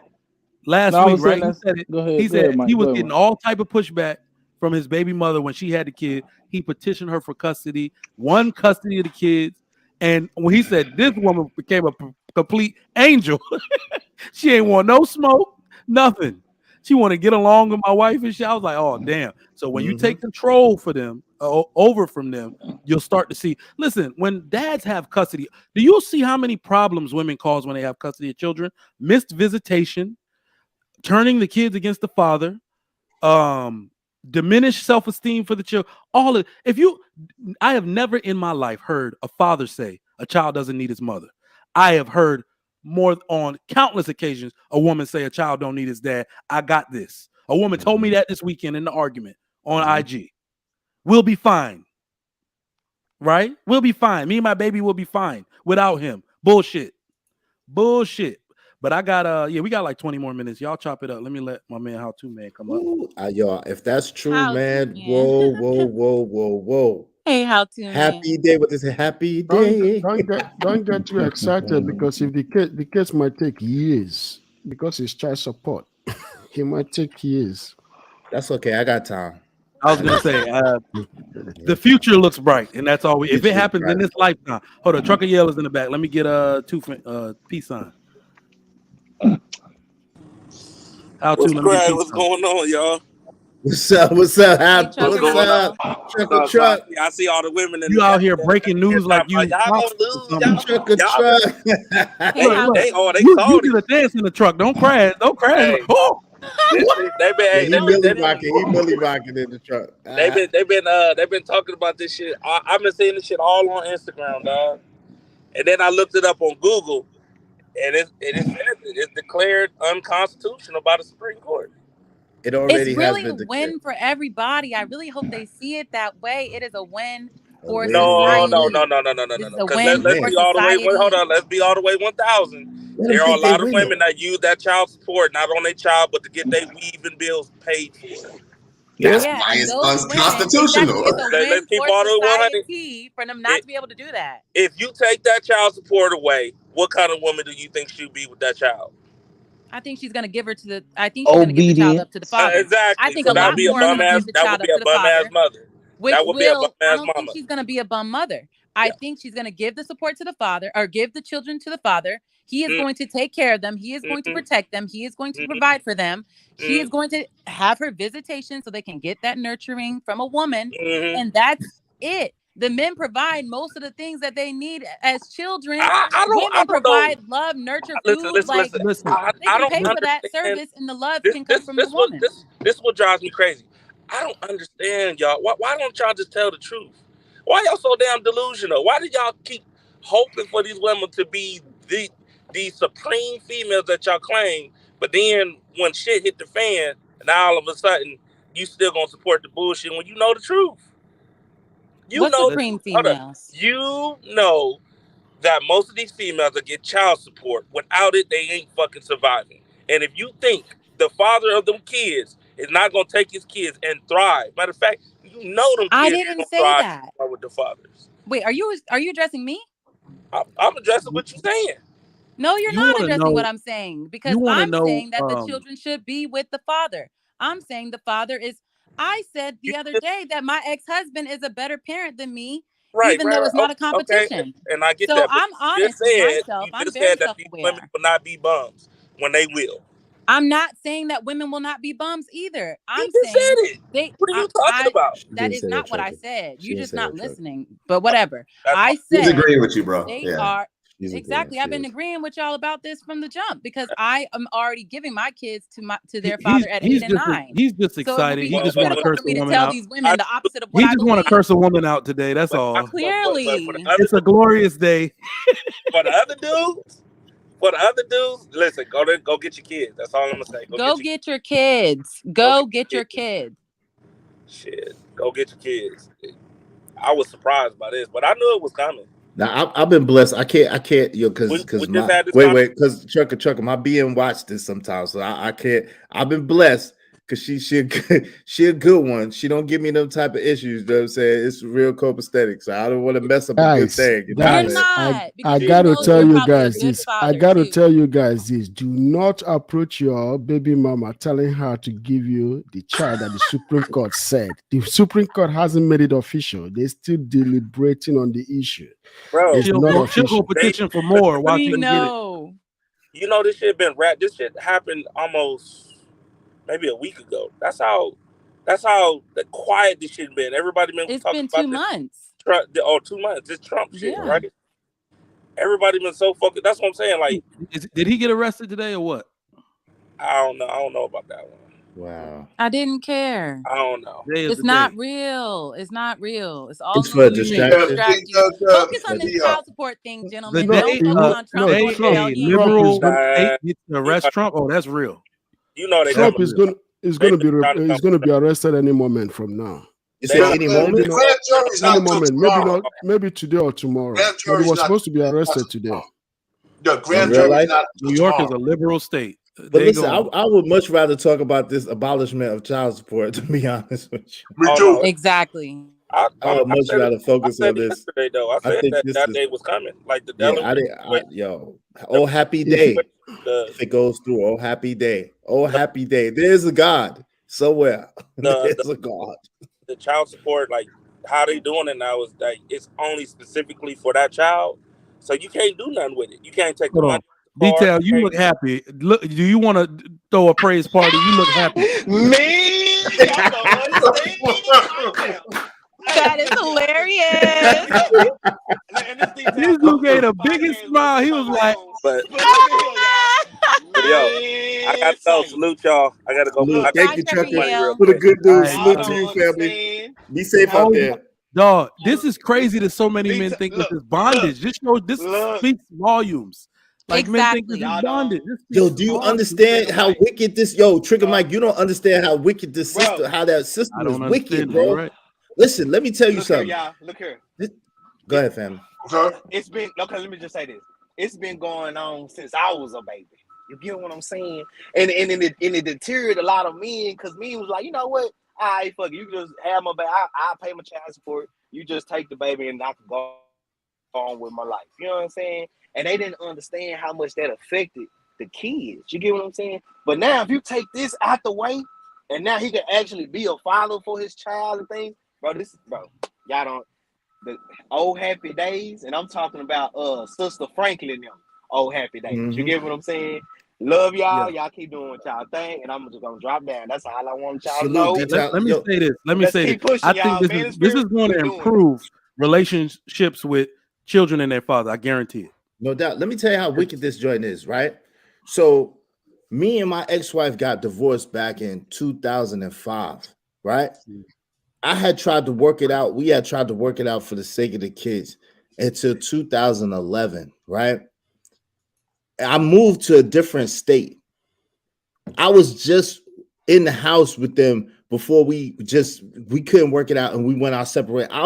I've been taking care of my kids. My kids been in the house with me most of that time, right? Taking care of everything. I moved to a different state. She went to them people and told them people, yo, I haven't seen him. He hasn't given me nothing since we've been divorced. People put me on child support. I was $27,000 plus in arrears. I didn't know about it until 2 years later when I got a regular job because I was working for myself. I had my own business. I got a regular job and then they started taking money from my check and I was like, yo, what is this? Yo, they was garnishing my wages. I'm like, yo, what's up? And they's taking my taxes. I'm like, yo. So I found out that she had me on child support since I left the state and I never got a notification. I never knew about the court date. The only thing I knew is that I was on child support and I was in arrears and I had been with my children the whole damn time, fam. That's crazy, I'm telling you, it's wicked. It's crazy. Wicked. All right, we got to get out of. I get we you, got bro. to get out of here. I want to thank everybody on the panel today for coming through. Thank you, Trigger Mike. It was a pleasure. Check your IG. You trying to be on Lapeef Let's Talk on Thursday? Yeah. All right, check your IG. Shoot me a message. Okay. All right. Thank you, bro. I appreciate it a lot, bro. Anytime, Mr. E. Can they see you soon? Okay, see you soon. All right, y'all. There you have it. We got good news live on the Trigger Mike Show. So the 304 culture is coming for our daughters. Not if we stop it. All right. It's time for dads, man. It's our time to step up and take control. It's not even about women being one thing or the other. Like I said, I understand what all this behavior is about.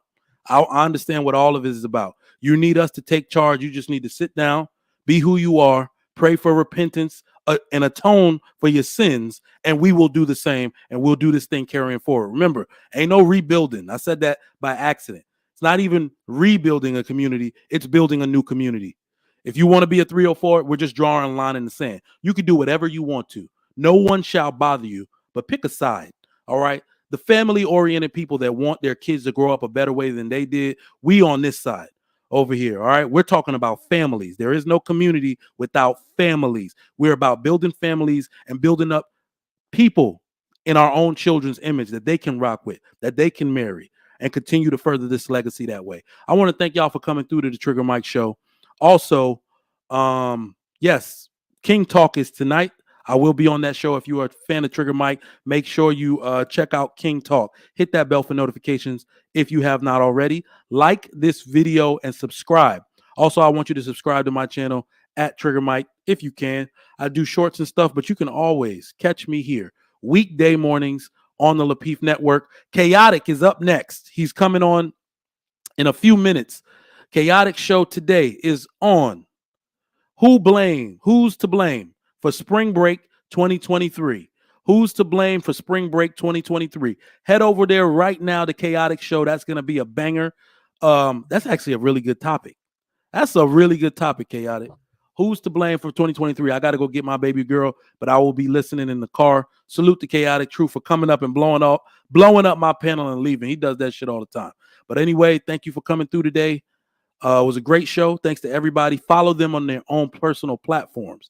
All right, Israel, True Table, Ikene, Fantasy Island Girl. If anybody who got a page, Mr. Rich, Marriage, Politics, and Sports, Inter Black Dragon, he's like interracial relationships or something like that. Follow them on their individual platforms. We will see you tomorrow with another great topic, more great conversation. It's a Trigger Mike show. I'm out.